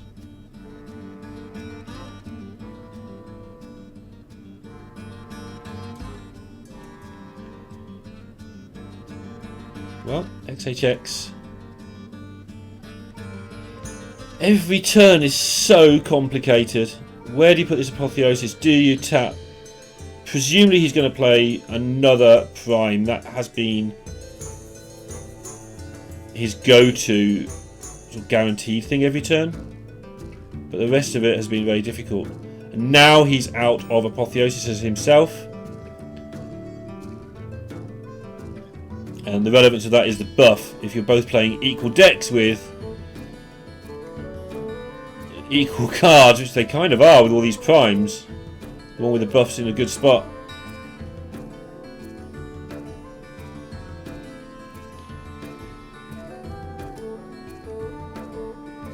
Just that feeling that XHX has to get there very soon though. Bunnyhoppor has been struggling the last few turns after a really good start. But if you look at the value now, XHX is nearly out of it. He's still got the tempo on his side. He still does have the push. But Bunnyhoppor is not much more to resist now, and he will win the game through value. It's amusing to me how in one mirror match you've got everything in Hearthstone. Value, tempo, card draw, hand management. All the things you need to know if you're going to be good at this game. And for the large part, it's a fair fight. Yes, there's randomly generated stuff. Yes, you can't play around all that because you don't know what it all is. But in this particular game, at least, it's been very fair. Nobody's generated something that just wins them the game on the spot. And I still am none the wiser as to who is going to win it. Just know that XHX is if XHX is going to win it, he's going to have to do it soon. I mean, they're both going to have to do it soon. This is what we talked about earlier with fatigue. The fatigue is going to start to tick into this. And although it doesn't matter as such because it won't do a lot of damage, it just adds that extra level of intrigue and problems to the game to factor in every turn.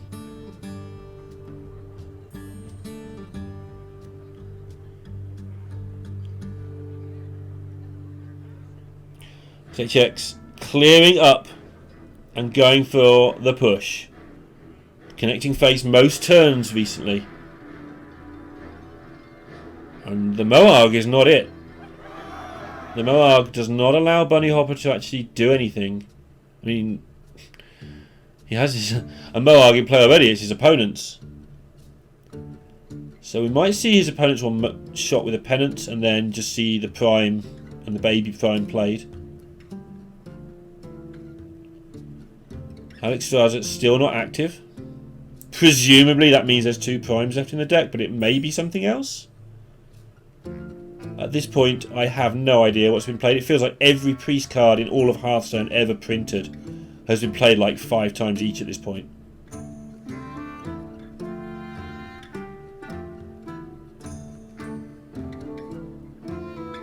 One thing with using Pennant to remove the Moarg is it means that Bunnyhoppor's Prime is not dead on board. Which I think is a big deal. I think I would go for that. Plus, honestly, there's not much else to do. Kind of, all of your numbers add up to 10 and you might as well play 10 points worth of stuff. Keeps back the mini Prime.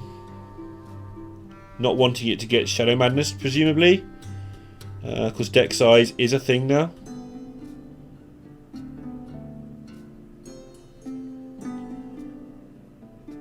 Oof! I'm saying how it's been a fair fight. Katrina Morte is not so fair with all these dead primes. Depends what she hits, but I don't know how many primes XHX has, but let's call it 5. That's a number that I have invented to make this work. There's a decent chance that Katrina just gets a prime, hides behind the prime, gets a prime. XHX will know at least of the cards that started in Bunny's deck, and there's no spells generated in hand, so XHX knows which spells he is up against. He will know if there's a death left or not. My instinct is there's not. I think Bunnyhoppor had both deaths in his opening hand and got them reduced in cost very quickly. And so Katrina might just sit there forever. That might be a game-winning generation there. If it even matters. Bunnyhoppor's been struggling to break the whole I have a prime, you have a prime cycle for some time now. And as you can see, XHX can just get rid of one with trades right now.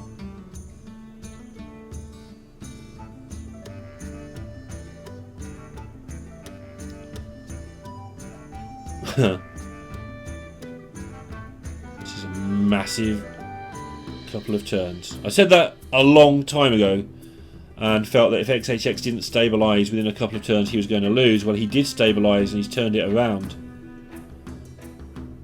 And I think he's just taking a bit of a breather. I think he knows what he wants to do here and he's just taking a moment. Because he was mentally, not exhausted, but slightly drained. Even after that game 1 where he came so close with the Demon Hunter. That was today, that was in this match. And he does play the Katrina. And chooses not to attack. Didn't want to necessarily lose the 1-1 and the 1-2 and have a chance of getting those back. Might be one of the reasons for that.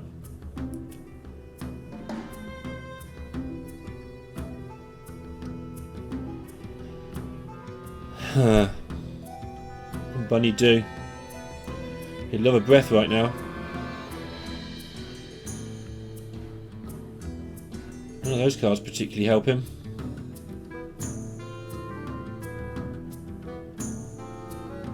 And it's starting to me to look like XHX is going to win this.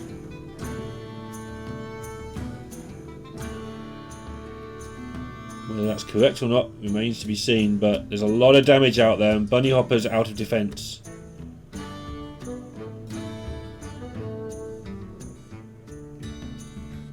Penance takes him some of the way towards killing off Katrina.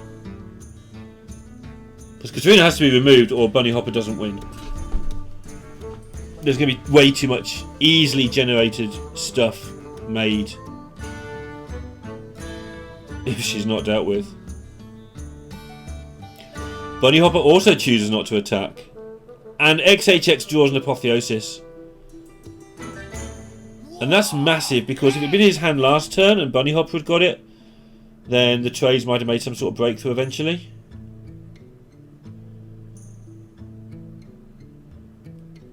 But it's such a good card to play on your prime.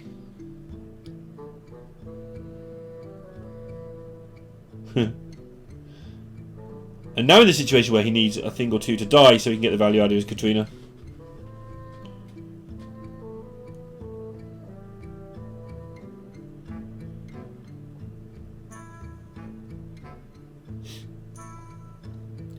All these spells are becoming useless. I think you might want to Penance Madame Lazul here. Just because if you line up a load of 6/8s, a 3/2 is really useful in that equation towards finishing one of the minions off. So weirdly, getting rid of Lazul is worth worrying about.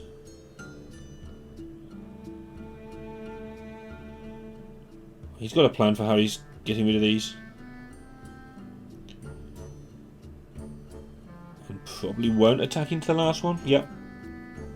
And Katrina fetches a prime. And Bunnyhoppor, I think, has to hunt for Deathwings.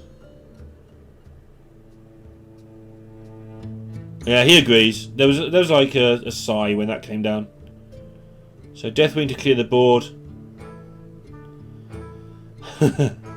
Well, I don't know if anyone has a clue what Moazon will do here. Just makes a load of stuff, to be fair. I don't think anything exciting happens. There were no spells cast.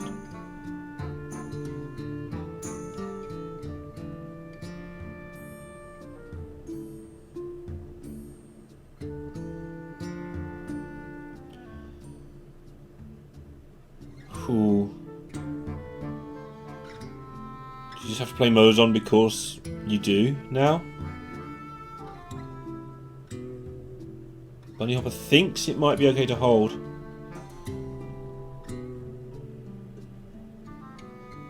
And this must be close to lethal. 6-12. 22-28. There's 30 damage, but there's a prime in the way. So yes, it's close to lethal. Bunnyhoppor running out of things. You know there's a Moazon. No, you don't. You know there's an unknown dragon in hand. You're a little bit scared of a few things if you're XHX here. I've lost the ability to say anything now.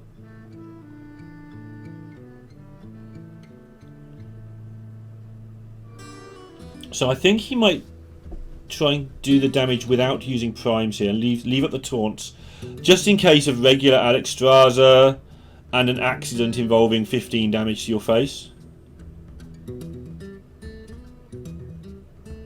Yeah, whatever that accident would be, I don't know, but it's kind of what he's playing around, and also keeping back some cards this turn, just in case it's Deathwing, and then he gets to reload with his own Prime, Apotheosis, and of course Bunny wouldn't have any hand space if that was the thing, wouldn't have any cards.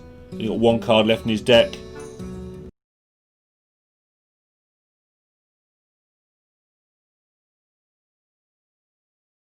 Remember, who can keep going? What a game there. It looked like Bunnyhoppor was in charge at first with all the 4 attack minions, all those high health minions. XHX burning through spells to stay alive. And then XHX made the play that looked like it had lost him, it really. Going for the Reliquary of Souls times 6, puts 2 in his deck, lined up 4, which looked like a fantastic play. I'm not saying it was a mistake, but Bunnyhoppor had the perfect answer with Mass Dispel and his own mirror. And then combinations of mirrors and Morazons meant that everybody got a huge number of primes in their deck, and Bunnyhoppor, who had been pushing through the early game with his low cost minions and spells, was stuck with a position where he couldn't play more than 1 7-drop a turn, and XHX had got that versatility available to him. And now, who is favoured? Let's have a look. Well, we think the Priest is favoured against Warrior these days. Hard to know by how much, but we think it's still favoured. And Priest versus Rogue can take a while. So, if you just bear with me for a few seconds, I'll just have a sip of my drink, and then I'll get back to you with games 4 and 5. As this could go on for a long time if the Rogue doesn't just get it done in the first few turns. Back in just a few seconds.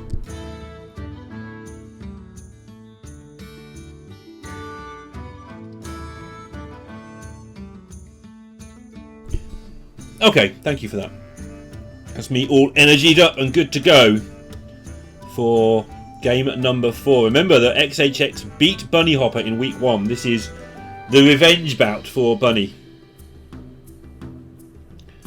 And this is can be an incredibly intricate game. There's a couple of things to watch out for. First of all, Ambush is a card that you have to be very careful with. It can be stolen, the 2/3 token, and very valuable with a Shadow Madness.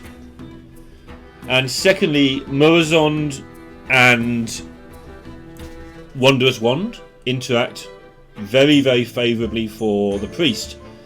If you get a Wondrous Wand and then you cast it, and then you cast the 3/0 mana things, when the Priest plays Morazond, he gets the 3 things you cast, plus the 3 cards from the wand that you cast, and it's just an absolute game-breaking play.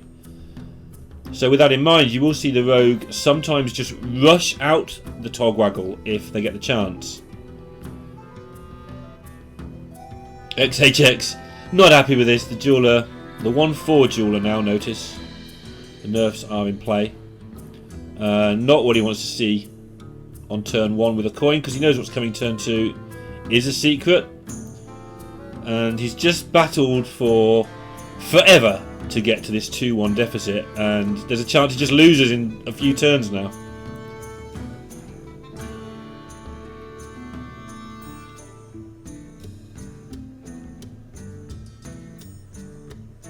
So this isn't a game where you protect the ambush, because it's nice and early. Bunnyhoppor can get so much value out of this Hanar. Valuable information here. Sees the bamboo. Well, it's it's not valuable information, because the valuable information is going to be that yes, it's ambush, but seeing the bamboozle tells him it's not bamboozle, but not quite as valuable as here is the answer.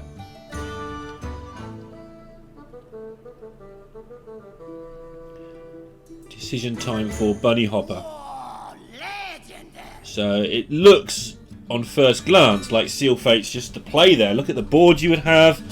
Dangerous, all that good stuff. But the problem, if you do that, then you do go into Shadow Madness land. Your opponent gets to steal the assassin and kill off your Hanar.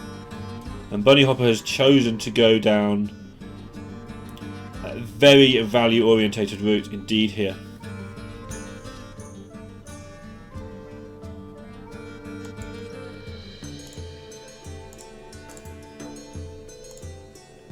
Excuse me if you hear some frantic clicking. I'm just going to check that everything is what I think it is.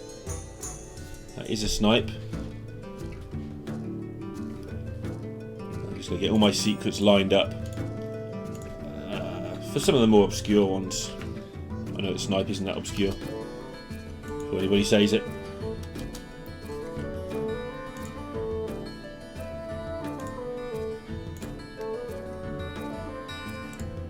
Okay, we're there.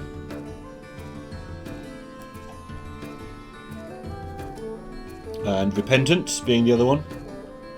Which, I like the art on Repentance, but I've never known what it means. I should probably look closer, because most of the Hearthstone art is fantastic. And Togwaggle picked up makes things a lot more interesting. And we get the eternal question of players throughout the ages. Do I want to seal fate my own face?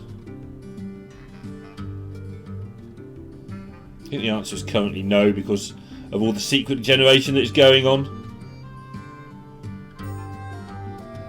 But still.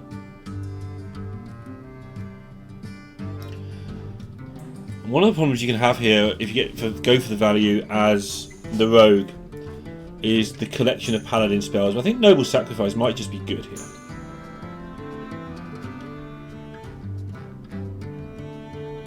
It seems reasonable to play it and actually have it as a card. Don't care that he's already got one. This Hanar might just live forever.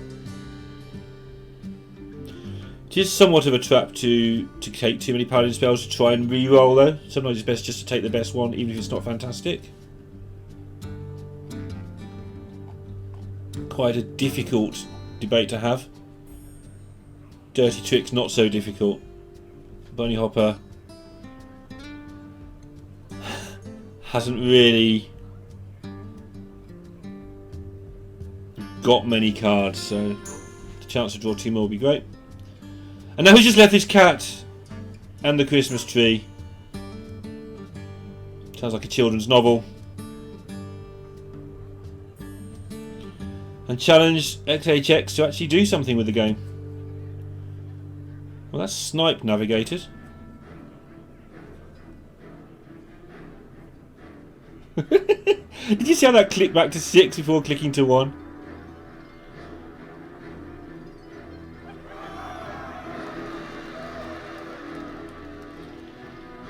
Nothing's happening other than Bunnyhopper's just messing around making silly secrets. It's great.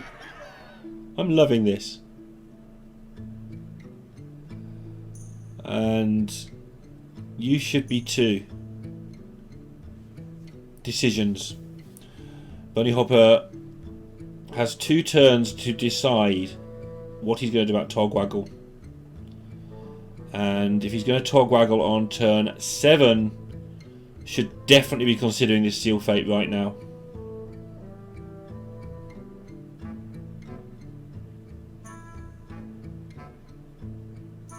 This to me shows he's not going to go for that. Would probably have used the dagger and the Seal Fate and the cat if he's going to clear up the board. True Bunnyhoppor tradition, not really worried about taking a little bit of damage. Getting the tempo he can on the board.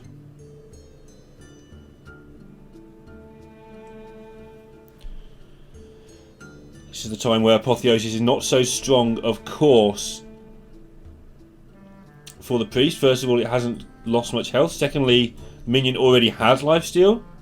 And thirdly, it's a tough card to play. If you get a Blackjack Stunner in the face, you just lose the Apotheosis effectively. Just throw it off into the unknown, never seen again. So with that in mind, I think you don't want to play that card. Fate Weaver.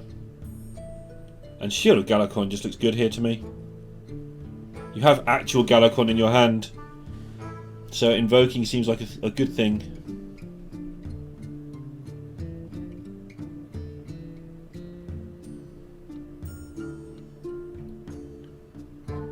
Didn't work out too badly at all for XHX. Just the one secret left now. Such a relief when you get through those secrets. Shadow Madness was the other option. It's such a relief when you get through those secrets.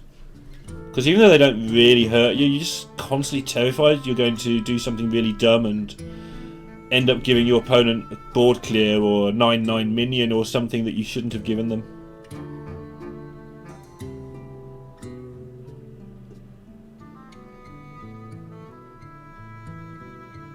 Praise Galcond.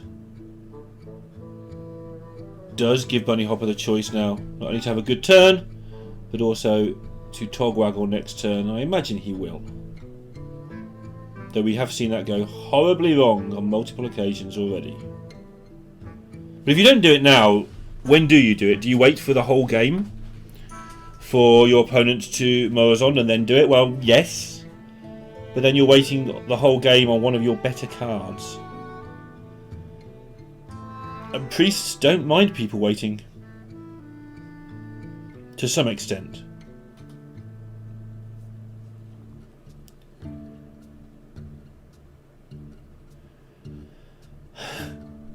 It's relentless nonsense.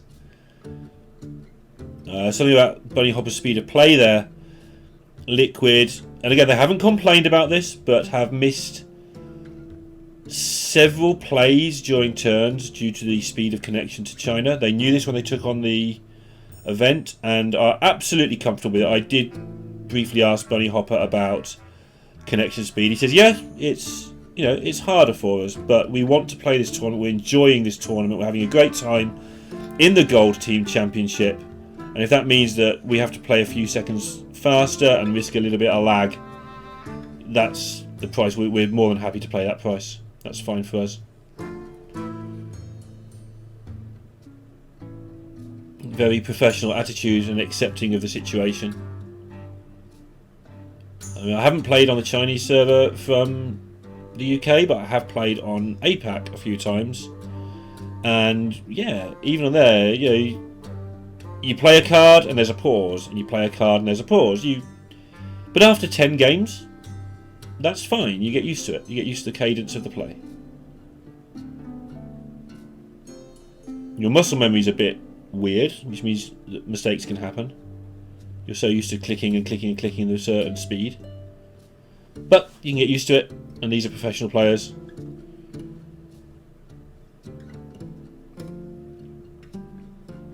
But just to note that if things look a bit weird, that's what I want to point out. That's why. Bunnyhoppor has gained a lot of value out of all that secrets. Now we've come out of the other side. And it is decision time on Togwaggle. He has seen Lazul, I think.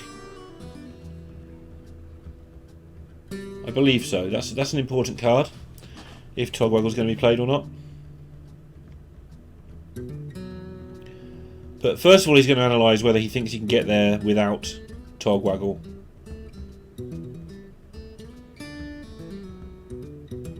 His hand size is pretty large, so there's a chance he wouldn't want to wand next turn anyway.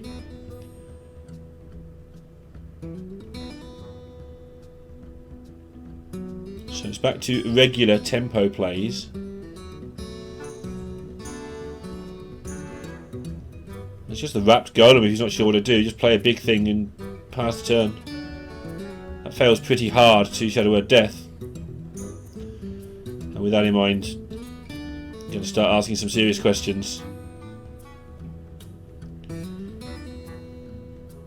No Breath of the Infinite in hand for XHX, so still in the world where he has to fiddle around with all this nonsense. Still in a world where Bamboozle's on the board and easy trades are not easy trades ever. And Bamboozle is present.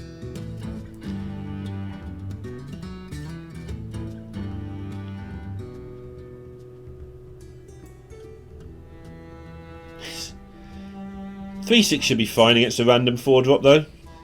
Is it going to be? It's not going to be. Ouch.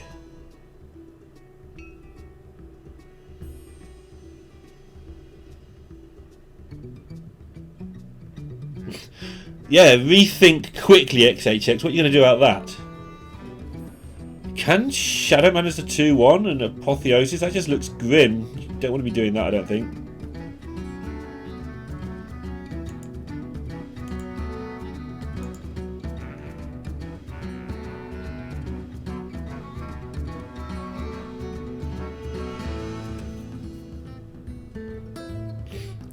But he got there and he's got the board.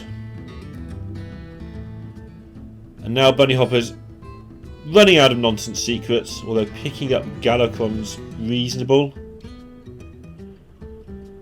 So now you have to fight toe to toe on the board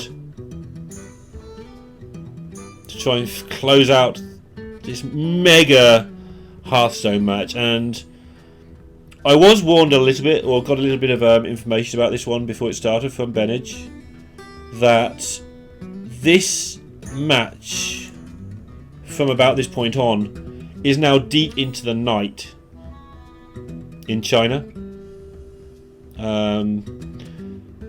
The previous match was reasonable length, but this one has been going on for some time now. I don't know how much extra time for what you've seen here, but you know, a few minutes every hour are added, and we're into the 3rd hour of play now.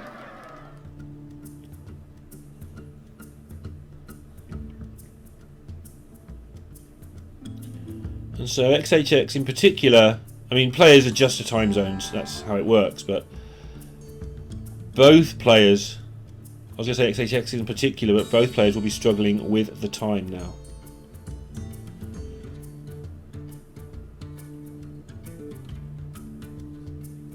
But probably XHX more so. Bunnyhoppor will be of the region of 7 hours earlier, so if this is 1 AM, I don't know, but if this is 1 AM China time, then Bunnyhoppor's still in the early afternoon. And again, as I've said multiple times in the last couple of hours, although not quite in this sense, Bunnyhoppor is used to grinding out long Hearthstone matches. Although this one has got the makings of maybe being the longest match ever. Right, let's try and provide some analysis for you wonderful people. He's decided not to go with the Togwaggle, at least yet. He may do it later all in one turn by the look of it. But this is also the first time he's had hand space for a while. He's going to try and get some lackey value. Presumably going to try and set up Galacron to level 3. Having that weapon would be handy. And try and turn some of these lackeys into real cards. Draconic Lackey in particular is very good at doing that. XHX with the Galacron being played.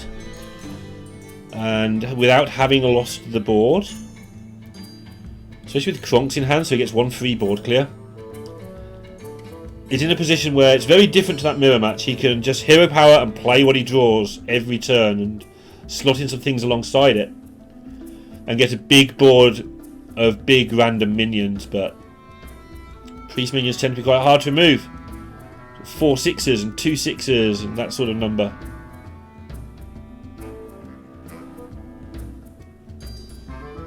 So Bunnyhoppor now, I said it's going to be a wide board that he hasn't got. Well, this is a wide board now that he has got. And there is no Breath of the Infinite for XHX, so irritating for him. Does he really want to use Kronks immediately? Well, the answer to that is he definitely does not want to use Kronks immediately, but what can he do about that?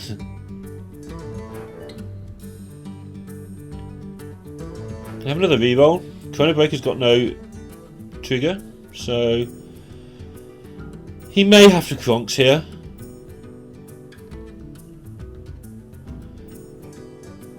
Bunnyhoppor's health total is 23, but when you realise there's 2 weapon swings available for XHX, that goes down pretty rapidly.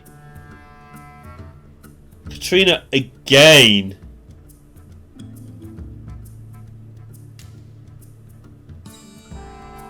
I think that makes me want to Kronks now. Just to have the 5/5 on the board. And then next turn, play Katrina. And if my opponent can deal with a 5/5 and Katrina, good luck to them. Chrono Breaker sort of makes sense, but... And holding on to Kronks definitely makes sense. That's a thing that is quite clear. So Bunnyhoppor has set up this board tension and now needs to take advantage of it.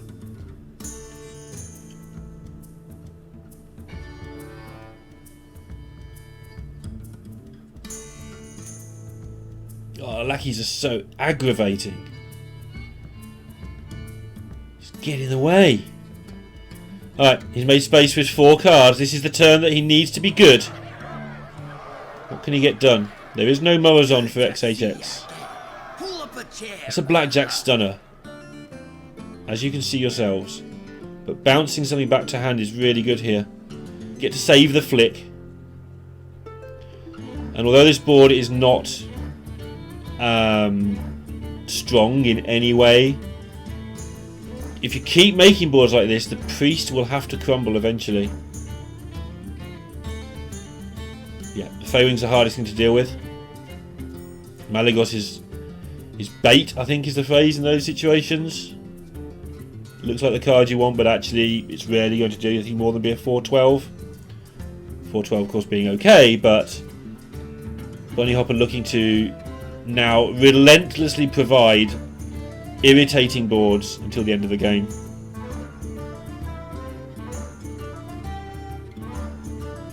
So the question once again becomes, how do you avoid playing Kronks? How can XHX have a good turn that doesn't involve playing Kronks? Managed it last time around.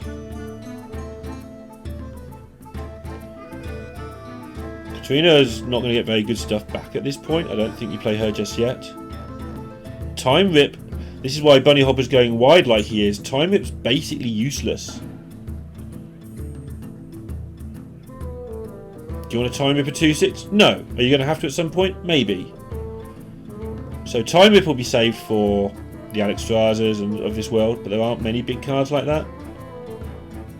And you saw nearly called him VK there. That's the team. All Chinese teams have or players have their team name at the start.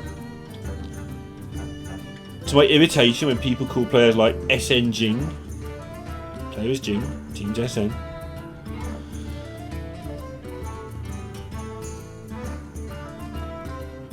And does actually manage to use the ambush against Bunnyhoppor like I was talking about right at the start.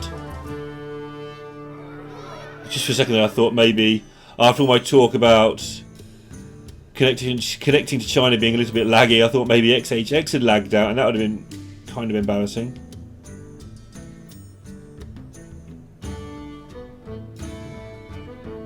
Yeah, 2-5 health. Is he going to just buff here actually? Yeah. Suddenly realised that although the 5 damage was good, blows up your own board, and buffing your own board significantly better than that plan. Doing it again, significantly better than that plan. And Bunnyhoppor looking to close this out now. Is that lethal? It's a lot of damage. 1 off lethal. And looks for the world like it's over, but is it? Kronks clears everything. Apotheosis first. Bunnyhoppor says a word that I understood there, so it wasn't in Norwegian. He wanted this to be over, and he's actually starting to feel the pressure of this going so long.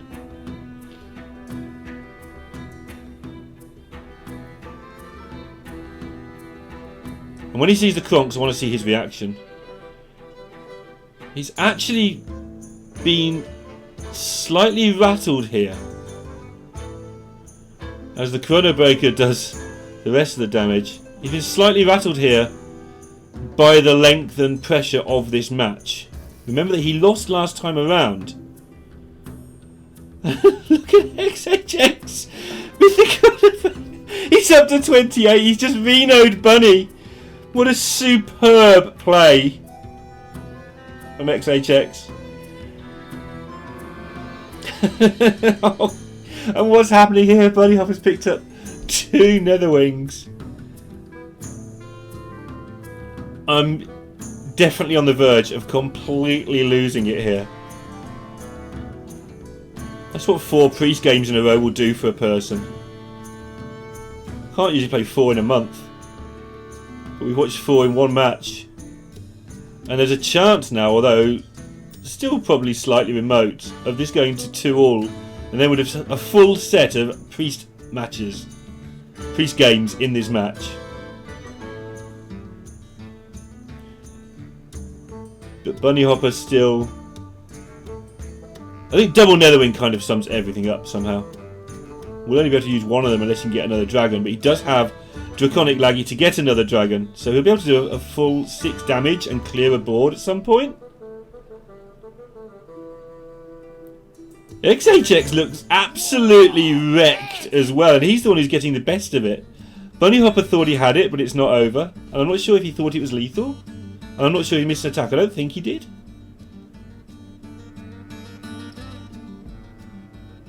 Even Bunny's webcam's getting tired. I said the plants might need watering. I was joking at the time, but I don't know. Perhaps they will by the end of this.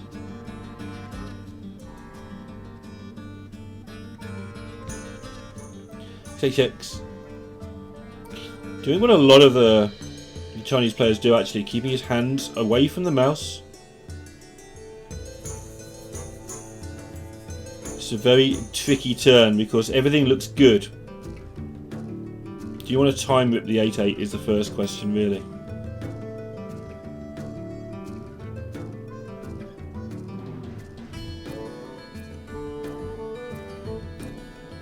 I think it's unusual for Bunnyhoppor to play somebody who plays nearly as slowly as he does. XHX is a very considered player. And due to that, like, normally it's Bunnyhoppor versus regular player. And Bunnyhopper's fine with that. But he's actually having to deal with the mirror. You know the Spider-Man picture where they're both pointing at each other? That's how this match feels right now.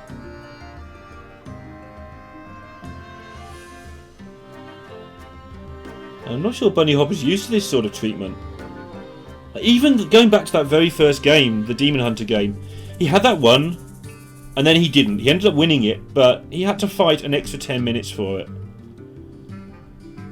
And although he's starting to look slightly weary, I think XHX is up for this challenge. Like, to beat the Bunnyhoppor, you have to become Bunnyhoppor by the look of it.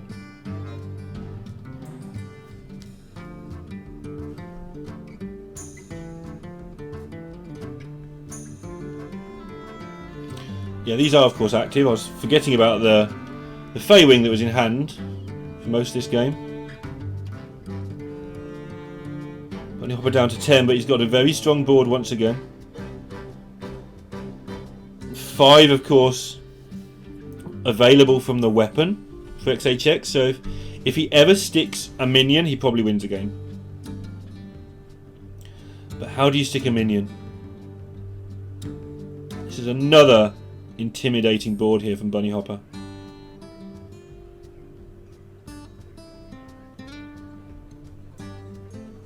There is a breath. There is an infiltrator. Lots of things can be removed. I think everything can be removed, but doing it in a way where next board doesn't just kill you is going to be the hard part here.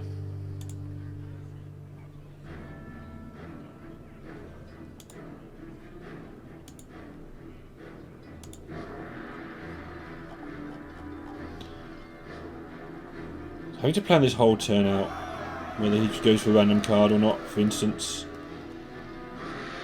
I'm looking at it right from the very top down.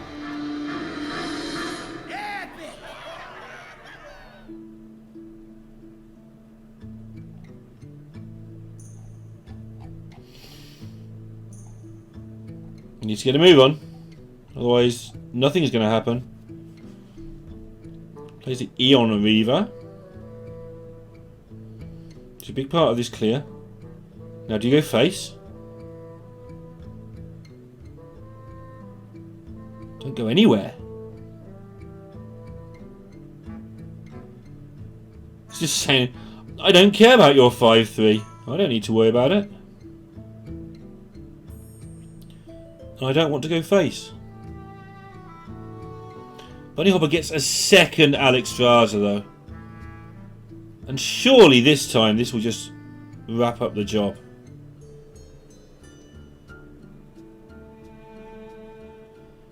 It feels like XHX has died like 5 times in this game, but every time he doesn't die, Bunnyhoppor loses 5 health.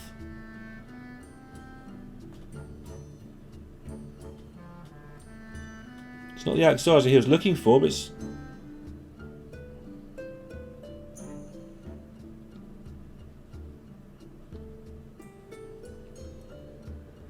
not too bad.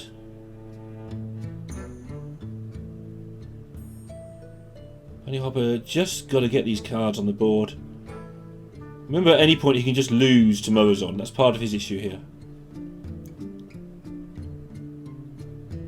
But I think he's realised if you've got it, you've got it. Plays out what he can. There's a big exhale there of, well, presumably air, but almost resignation here. That's a Soul Mirror. How good's Soul Mirror here? Pretty good, right? He does have a reroll. He can take the Soul Mirror if he doesn't like the other 2 options, and then just play another Renew and try again. There is the Shadow Word Death though, which is making that complicated. But I feel like you just want to play the other Renew first and see what happens.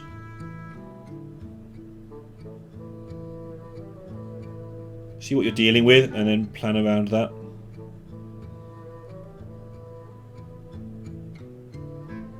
Cool. Soul Mirror is a good card. Didn't we just have this discussion?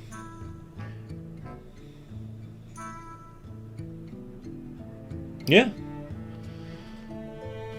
Now the next problem he's got is dealing with a Chrono Breaker.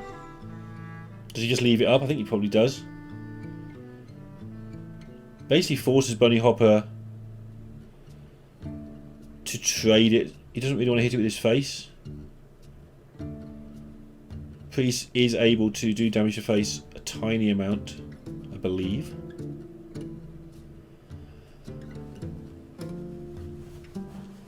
Bunnyhoppor, I think its time has come to make a big, big Edwin.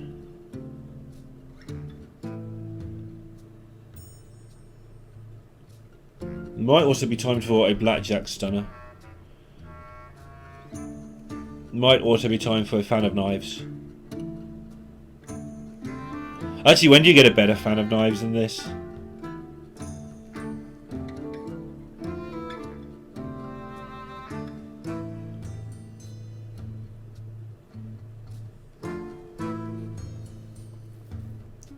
His Feywing's being really hard to put down because of how XHX is just refusing to swing with his weapon.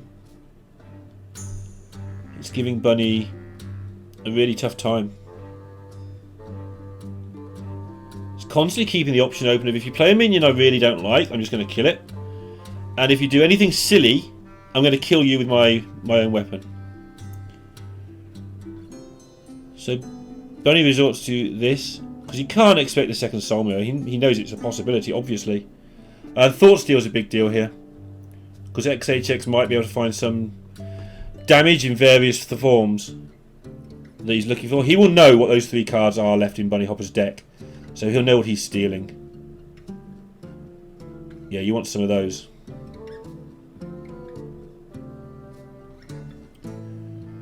Can you ever get away, though, with without the second mirror?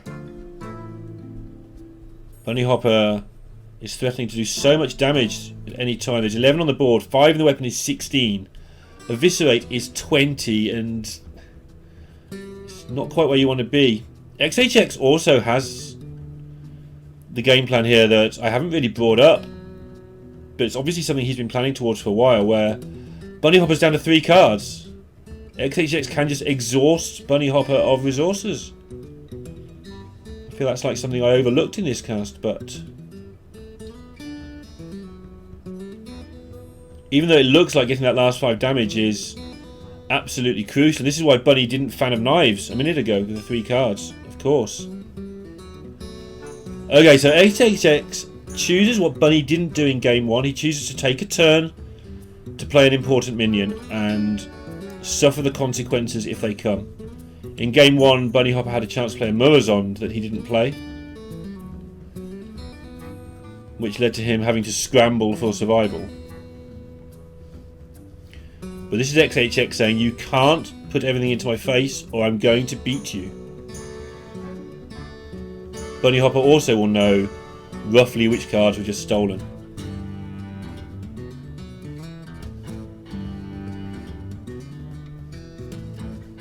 He also knows what the third card is that we don't know.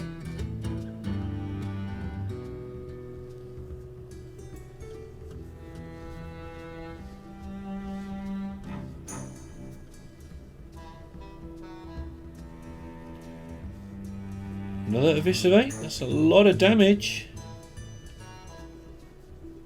Gonna need all the damage he can get, I feel.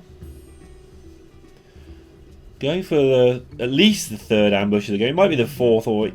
yeah, it's a lot of ambushes. And once again, Bunnyhoppor setting up a board state that looks like it might win the game. And this Soul Mirror is going to say nope to that.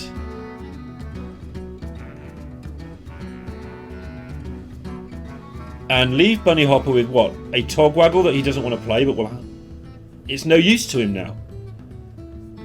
He saved it so he doesn't get mowers on him, but now he can't play it. It doesn't do anything apart from be a 5/5. And Bunnyhoppor has no minions to win the game with. And still XHX doing the Bunnyhoppor thing. It's like, okay, well, Soul Mirror looks good here. But what looks better? What does my opponent have? How does my opponent kill me? There's a Seal Fate, which Bunnyhoppor won't have any valid targets for after Soul Mirror. There's this annoying Feywing that XHX doesn't know what that card is. It's been in Bunnyhoppor's hand a long time. Could be something scary, like a Deathwing, but XHX has the Shadow of Death available.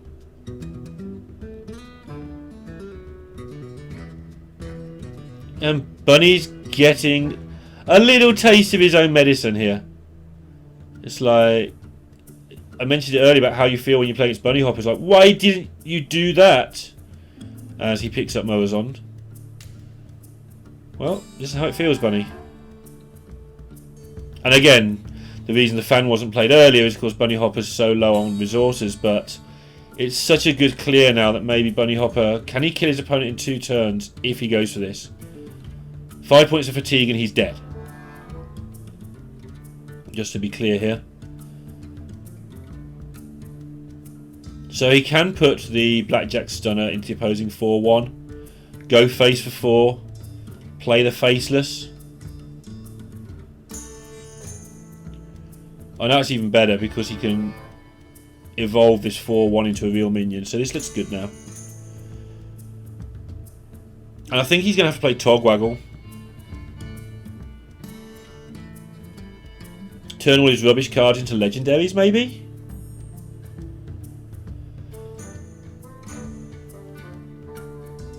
So it's not totally useless. Forgetting it has other forms. Nice roll. One of the best things he could have got there.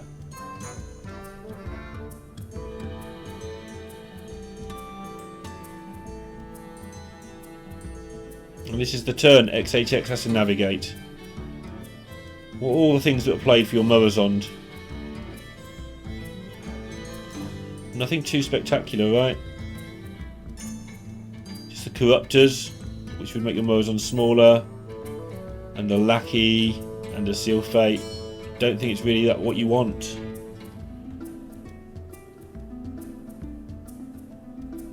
Maybe throw out the 2 Taunt minions here.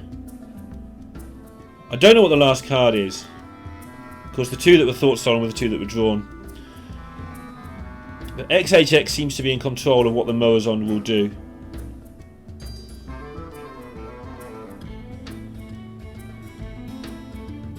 Well.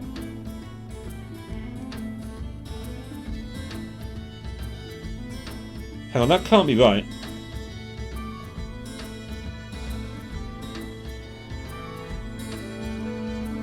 I think he could have...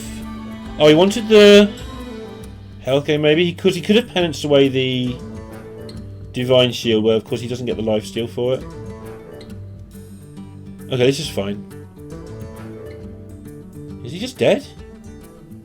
4, 8, 13, 17. It must be a lackey that wins this. That's not the lackey he was after. Was Kobold lethal?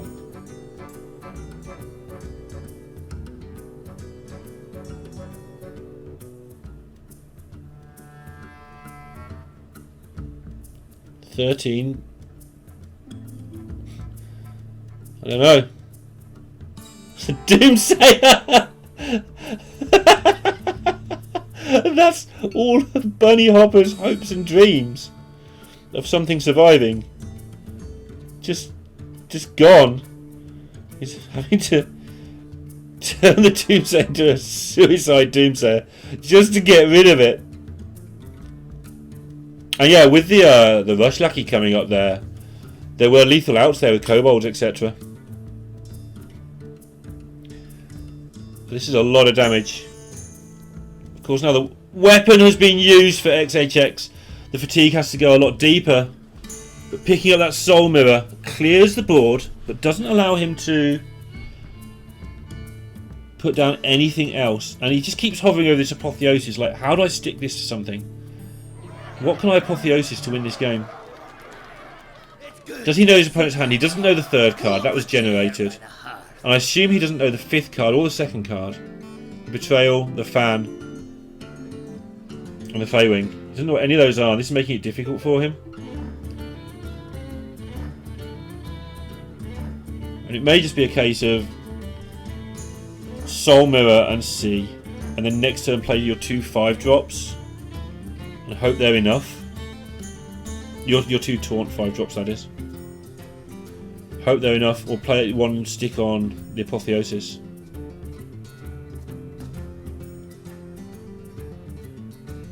That's handy. The 4 damage will be convenient. He's actually just gone for a solitary Faceless here.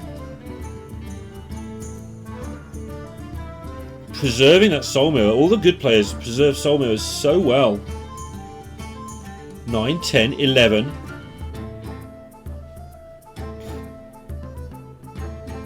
Which unusual Togwaggle option is going to happen? Going to shuffle. Okay. And he knew that Togwaggle was still there, which is why he had to hold on to the Soul Mirror. Believe that's the reason here.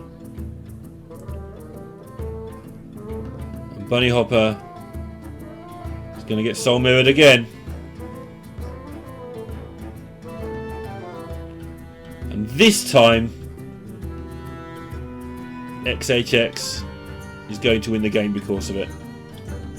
And we are going to go to game number 5. Bunnyhoppor cannot believe it. It's like, well, okay, I was 2-0 up several hours ago now. This is absolutely incredible. Goes to 2-2. And Bunnyhoppor now has an unfavourable. I think he has the Warrior left, if I remember correctly. Which I think I do. But I was a young man when this cast started, and now look at me. Massive for VK if they can win this as well. They would have written it off at 2-4. Losing with a Hunter was a big deal. But now they're finishing with what I would call a favourable for the Priest. We just check out Liquid's list. I did research this, but forgive me for not remembering what happened whenever this game started. And it is the egg version. And just what Bunnyhoppor needs, a disconnect. It looks like XHX was one doing the typing. As we cut briefly back to the casters. And that is Alan Numbers and Xing Xing. Xing Xing was a player who, when I used to cast with D2 on gold events many moons ago, she was regularly at the top of contention there. And Alan Numbers has recently booked his Grandmaster's slot for the Americas region, I believe. Alan 870806. But Alan Numbers just makes life a lot easier. Plus it's really funny. And they are the casters for this event. We haven't been showing them, obviously, because you can all enjoy the fact that I look like I'm dubbing really badly, but it wears thin very, very quickly. But for this particular disconnect, looks like I get to talk over the Chinese casters. Alan, a very strong player. He showed in Bucharest new ways to play the old rogue match against Warrior, I believe, but it's all a bit blurry now. But very inventive, creative player. He will be a force to watch out for in Grandmasters next season, having secured that promotion. One of the best players in the world, for sure. It's not like some of the Grandmaster promotions you feel like, okay, well, they've made it to Grandmasters, now they've got to try and survive and learn the trade a bit as they go, because they're very good, but not used to it. Alan has been top of the game for a long time. And Xing Xing, there, I've got to admit, looks like she wouldn't mind falling asleep now, as does Alan. Looks like he's pretty worn out with this match. As I say, we're getting the cut down version. Imagine how long this actually ran. Game number 5 begins, and the Warrior has a job to do. Decisions will need to be made later on, but Bunnyhoppor does have the Corsair cache. That is where you want to be. You want to start delivering that face damage as early as possible. And normally you want to get Ankar to pick up your risky skippers, but you see Bunny there is not happy. And the reason he's not happy is because if this is Ankar, it's going to fetch 1 minion from his whole deck. If I need to check that, yes, there is still one left. Sometimes there are 3 pirates in decks. He does get the Livewire Lance, so that disaster is avoided, but his hand is awful. And what the Warrior needs to do is constantly make threats and then decide whether to go for a big push with mercenaries, etc. on, I don't know, a bomb wrangler and just do loads of damage in one turn. That's not usually the way you'd do it. Or try and make a board of a couple of 3 12s or 4 12s is the best way to do it. Force the priest to use resources up, lose a bit of health, and then finish off the priest with some sort of combo, including either Korkon Elite or Gromash or Bloodsworn Mercenaries. But Bunnyhoppor doesn't have a hand to do that, and if you don't do the early damage, your combo tops out at 22 realistically. And if you don't do the early damage, you don't get the chance to do the late damage. XHX might have timed out there, but that was a conscious effort not to attack anything.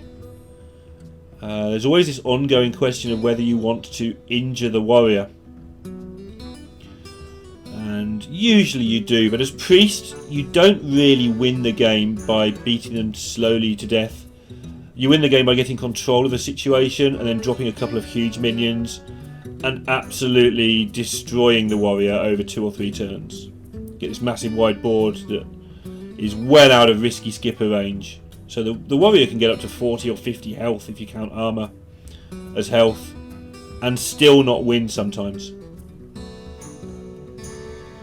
It's kind of similar to what happened in the last game with the Rogue running out of resources, but it's more pronounced in that the Warrior's resources for this matchup are quite limited to 2 Rampagers, some Inneragers, Gromash, mercenaries, +1 mercenaries.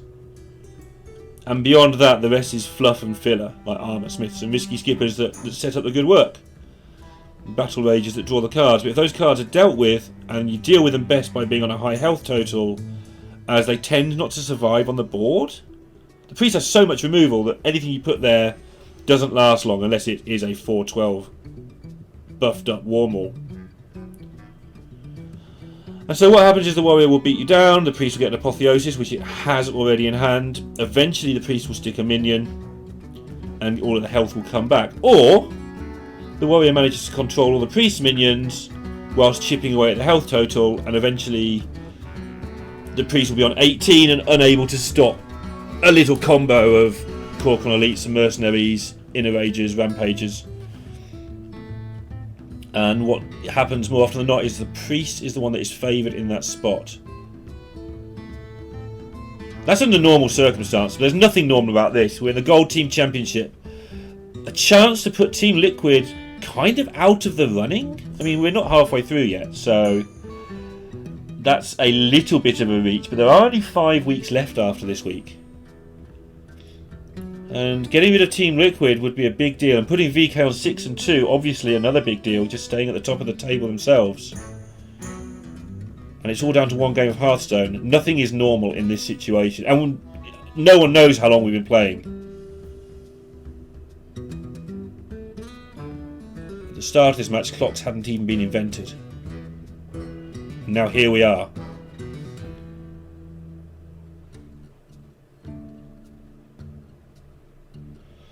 Quite a nice, easy looking Breath of the Infinite. It does reek a little bit, and my opponent wants me to breath this so they can play their real turn. But what can you do? Does actually have Risky Skipper, Bomb Wrangler, and his own Disciple next turn, if he wants to risk it a little bit. Does involve taking just 5 surplus damage. And he doesn't want to risk it. But next turn he does have that nice looking turn available to him.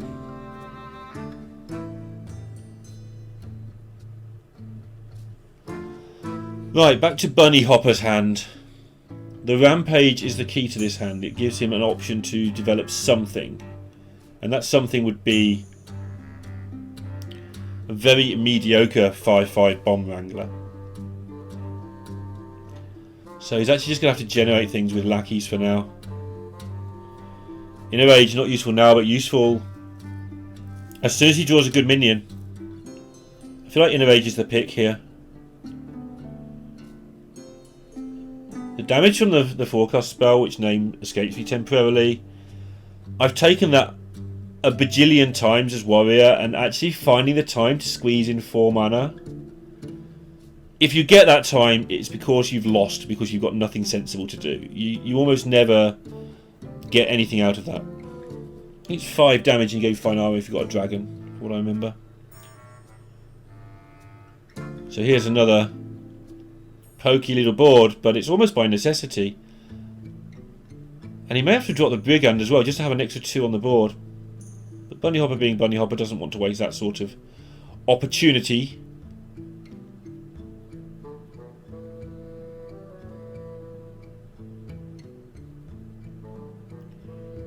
Shield of Galakrond and just pass the turn doesn't seem too bad here. These turns where you just do nothing and wait are very, very important to the Priest. Get you closer to your Galakrond, they get you closer to your Soul Mirror, they get you closer to sticking Apotheosis on something.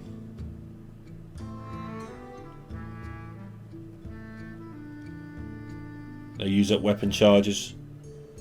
You know, your opponent doesn't have access to execute, for instance.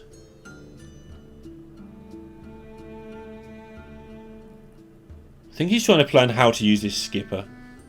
He's not bothered about the armor, or at least not overly so. Obviously, it's an irritant. But it's not really hindering your game plan. Your game plan is to not die. Excuse me. So, yep, Shield of Galakrond.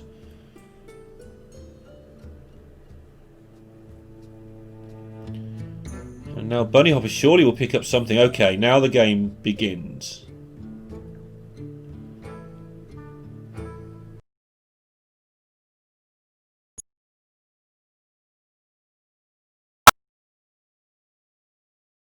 A 110. He can then choose to later injure it himself. Buff it up.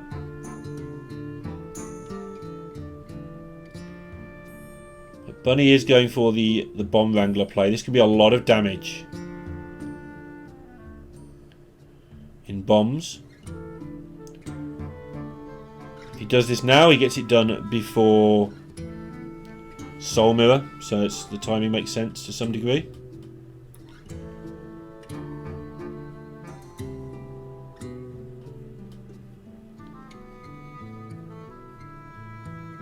And doesn't attack in.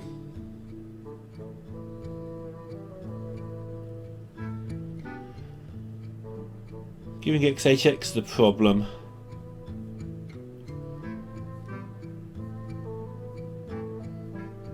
XHX can put this into the Bomb Wrangler. Now it's been left up for him to choose what to kill with it. And do his own risky skipper play. He would have to dodge very little. His own skipper into his own Wrangler. Even if he takes 8 damage from the opposing bombs, it's unlikely he dies next turn. Although, turn 7 onwards, you're looking from turn 7 is Cork Run, a couple of Inner Rages, and Mercenaries. Look at 16. Kind of have to be a bit more careful from now onwards. It's actually mind flaring up the Armour Smith.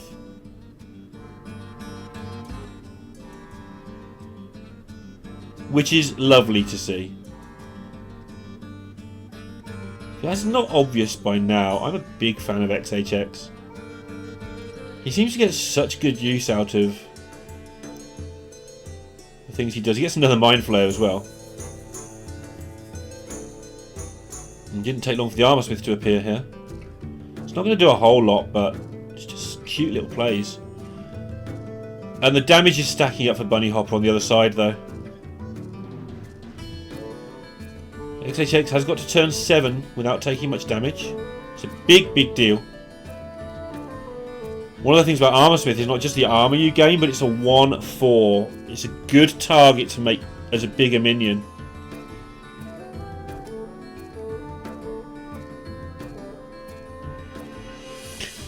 Bunny deep in the tank.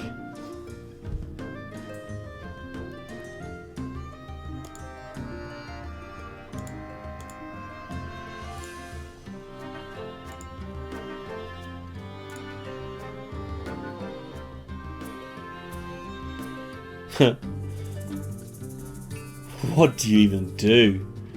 So all the time now, the more damage you can get in, the closer he is to getting this combo kill. I think you want to get the brutes down here, get rid of that Armour Smith in one hit, and then work out from there. He's got to be quick. This rope's going fast. Well, it's going the same speed as normal, but it will feel fast for a European player. Oh, yep, just sets up a tidy looking board.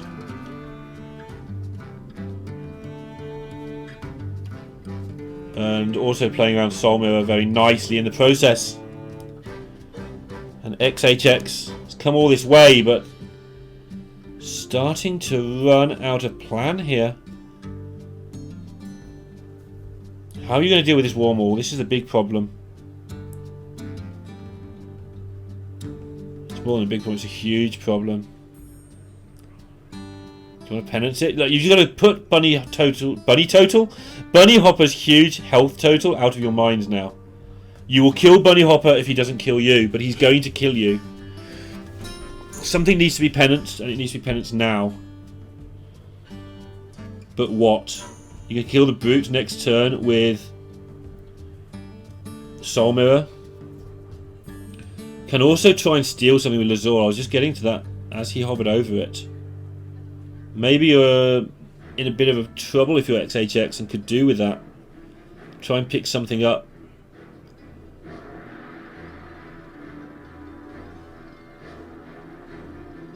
But just making some semblance of board, knowing that this is good knowledge. He knows that Bunnyhoppor needs to deal with this board because of the Apotheosis. No point Bunnyhoppor putting 10 damage to your face, and then you play Apotheosis, kill his 5/6, and undo the damage pretty much in one go and get yourself a ginormous minion. Bunnyhoppor did shrug a little there, like picked up the egg, just not picking up any of the big stuff. He was getting very close to lethal with Grom. As it is, this is a sizable amount of damage he can put in. This is where he needs to make decisions about combo kills. I think an 8/9 copied with Mercenaries is just too big to turn down. And Bunnyhoppor agrees. Combo kills are great and all that, but when you can get 2 8/8s, why wouldn't you? And I think he's probably also, because of XHX's good play, picked up the read here that he doesn't have a Soul Mirror incoming, which he most certainly does. So it'll be interesting to see his reaction when this comes down. And he's not going to be happy, because why would you be? But I think he may be surprised as well. He's drinking the water. I think I was destined for the plants, but he needs it to keep himself going at this point.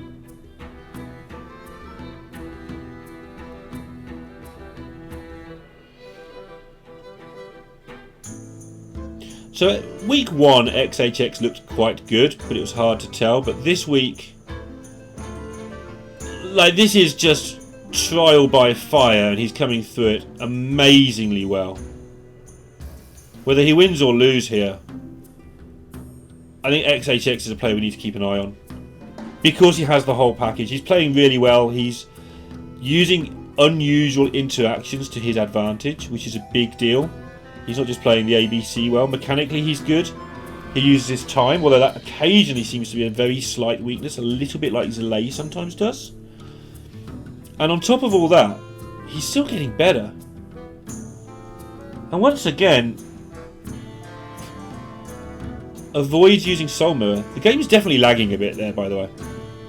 We saw the disconnect at the start of Game 5, but that took a while to register that time bit.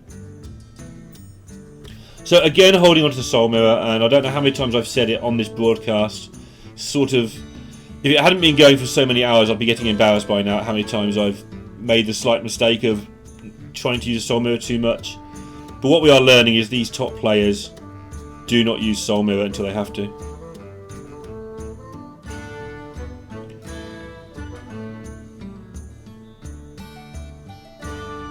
So Bunnyhoppor now has options with Terron going forwards. That can be a big deal.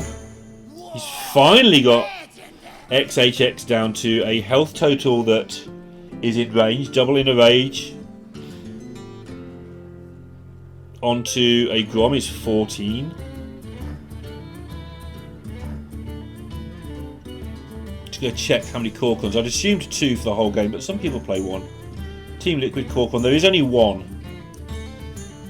I'm starting to get suspicious when we didn't see it for forever there.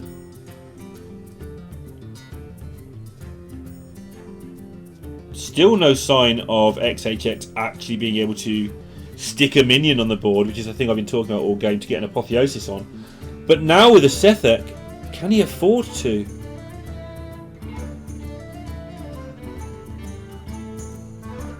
So Corcon Elite with 1 Inner Rage, 1 Rampage and a Mercenaries is 18, which represents lethal, with the other bits and pieces that are hanging about.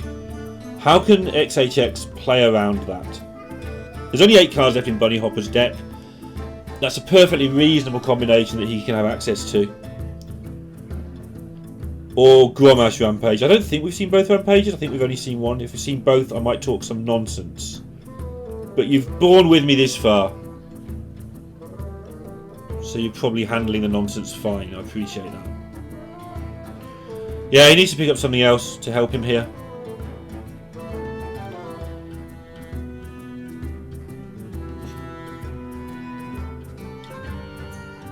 None of this helps. What can he get from Nazul? Armorsmith for next turn. Now if Bunnyhoppor doesn't have lethal, and he doesn't after that pickup, and this is what XHX has set out, he's realised he can't stop the lethal. So once you accept that you haven't got a way out of stopping the combo lethal, your next port of call is, okay, how do I win when Bunnyhoppor doesn't have lethal? And getting your health back up to 30 is how you do that. He's shown very, very good understanding of how to make his opponent have to trade into him all the way through this match. But now Bunnyhoppor gets to play so many minions. Gets to blow up this egg. If he wants, he's got to get rid of this 4-2 one way or another. That's a way of doing it. That's nice. That means you don't have to heal your opponent. Although Sethate does have Reborn, but it doesn't Reborn with the lifesteal. And Bunnyhoppor is setting up a board, and I keep talking about eggs, but this isn't a very... Sorry, I keep talking about soul mirrors, but this isn't a very soul mirrorable board. It's pretty soul mirror free.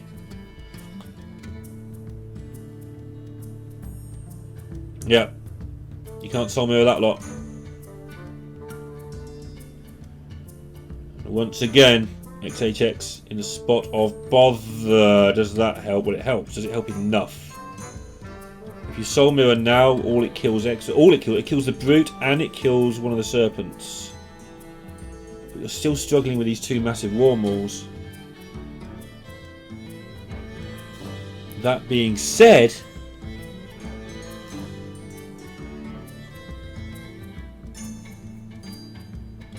you get your own massive war mauls, and if you don't die, you win. Because then you apotheosis up one of your war mauls, and it never dies.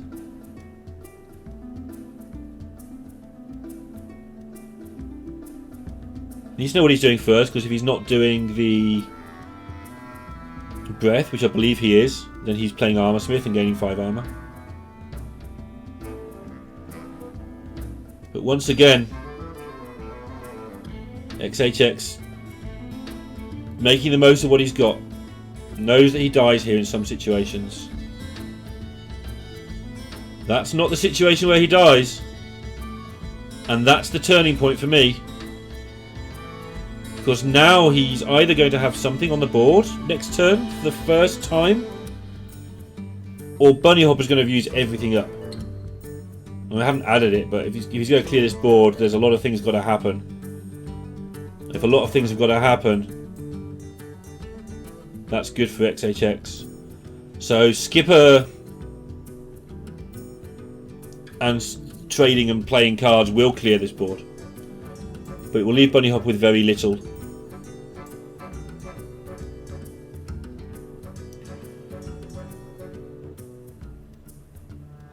Has never generated much value, Bunny, but he's managed to keep the pressure coming. I've talked about how fantastically I feel XHX is playing, but it goes without saying that Bunnyhoppor's playing superb Hearthstone as well. I don't give him that credit often enough because I take it as a given, which is why I've commentated on the player we see less of. But obviously Bunnyhoppor has also had an awful hand here and found a way to keep the pressure on.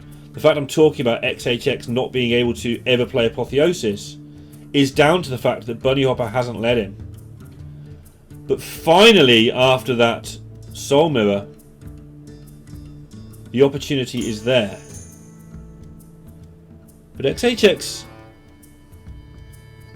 not out of the woods, although Renew seems very timely here.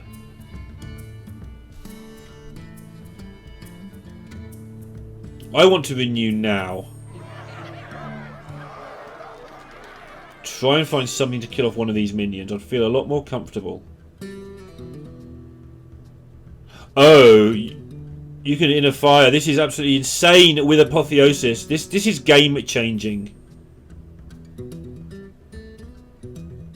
Probably play the Armor Smith as well, just for the extra 1. But this is going to be... Just look how much damage with inner fire you get. He's worked out he's got 2 mana spare, so he's going for this as well. But Apotheosis plus Inner Fire, what's that? 9 points of health healed? That's full heal.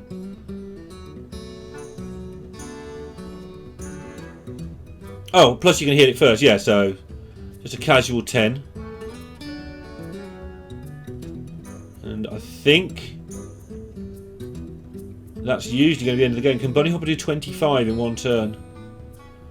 Alright, he readjusted his Seeks, that gives him a plan. The plan being Grommash, double, Inner Rage, Rampage.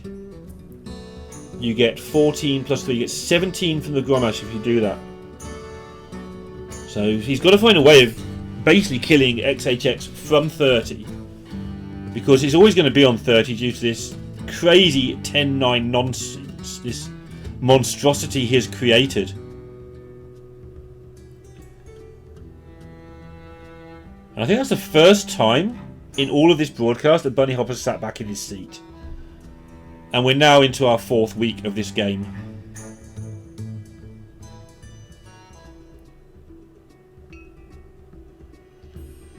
Coincidentally, we are actually in the 4th week of the Gold Team Championship as well, getting towards the end of week 4. 9 weeks in all, so nearly halfway. And VK looking like they're about to take a really strong 6-2 record. A little bit of armour's really tasty for XHX. I think we will see the Armour Smith come down this turn. If there's going to be an accident, it's going to be... I can't even see how 30 can be dealt, but 32 is that much harder.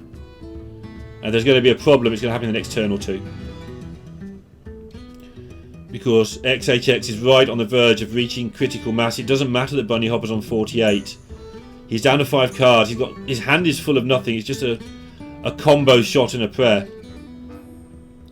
So XHX just getting that extra little bits here.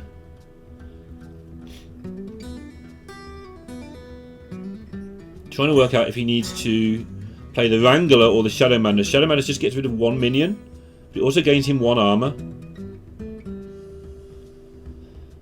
One of those questions that almost doesn't matter. And this is it. Bunnyhoppor needs... Well, I don't even know what he needs. He hasn't got the mercenaries to go with this Corcon Elite. So he can do... I'm not even going to add it up, but a total of like 15 damage. I am going to add it up. 4, 6, 8, 11. Plus what we can see. 12, 13, 14, 15, 16, 17. Not even close. Gives his opponent 2 more armor. You can't win while they've got an Armor Smith. It's not possible. So you have to do that first. That's why Bunnyhoppor's done that. And after that, he may well just concede. Although, XHX has not done Bunnyhoppor the pleasure of conceding at any point during this marathon match. So I don't see why Bunnyhoppor would do XHX the pleasure now. Make him worry like you've had to worry all game. And this is a comeback for the ages. This has been a insane Hearthstone match. I want to see their reactions at the end of it. Bunny's kind of already given his. Just sit back in the chair and accept that this is probably over. But XHX must be so... Oh, he can just copy the 10-9. He must be so full of vigour right now. He's spent all this time coming back from what looked like a loss. Like in the middle of that Priest Mirror, he wasn't going well. And he's going to get it done. And he must be so nervous. Don't forget, it's 1,000,000 o'clock in the morning now in China. So he's not going to sleep tonight. He's going to be full of adrenaline for the next several hours.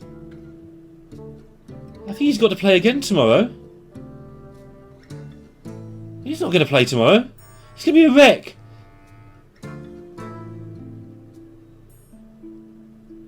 What a terrific comeback for this young man. He's done it against one of the toughest players with one of the toughest setups in all of Hearthstone, and he's done it Bunnyhoppor's way. He's taken every second of most of the turns. He's played precise Hearthstone. He's used random effects to his advantage. I don't mean that in a sarcastic way. And he's just gritted it out. He's forced Bunnyhoppor to play to the top of his game. He's not allowed Bunnyhoppor to make mistakes. He's found different ways to win different games.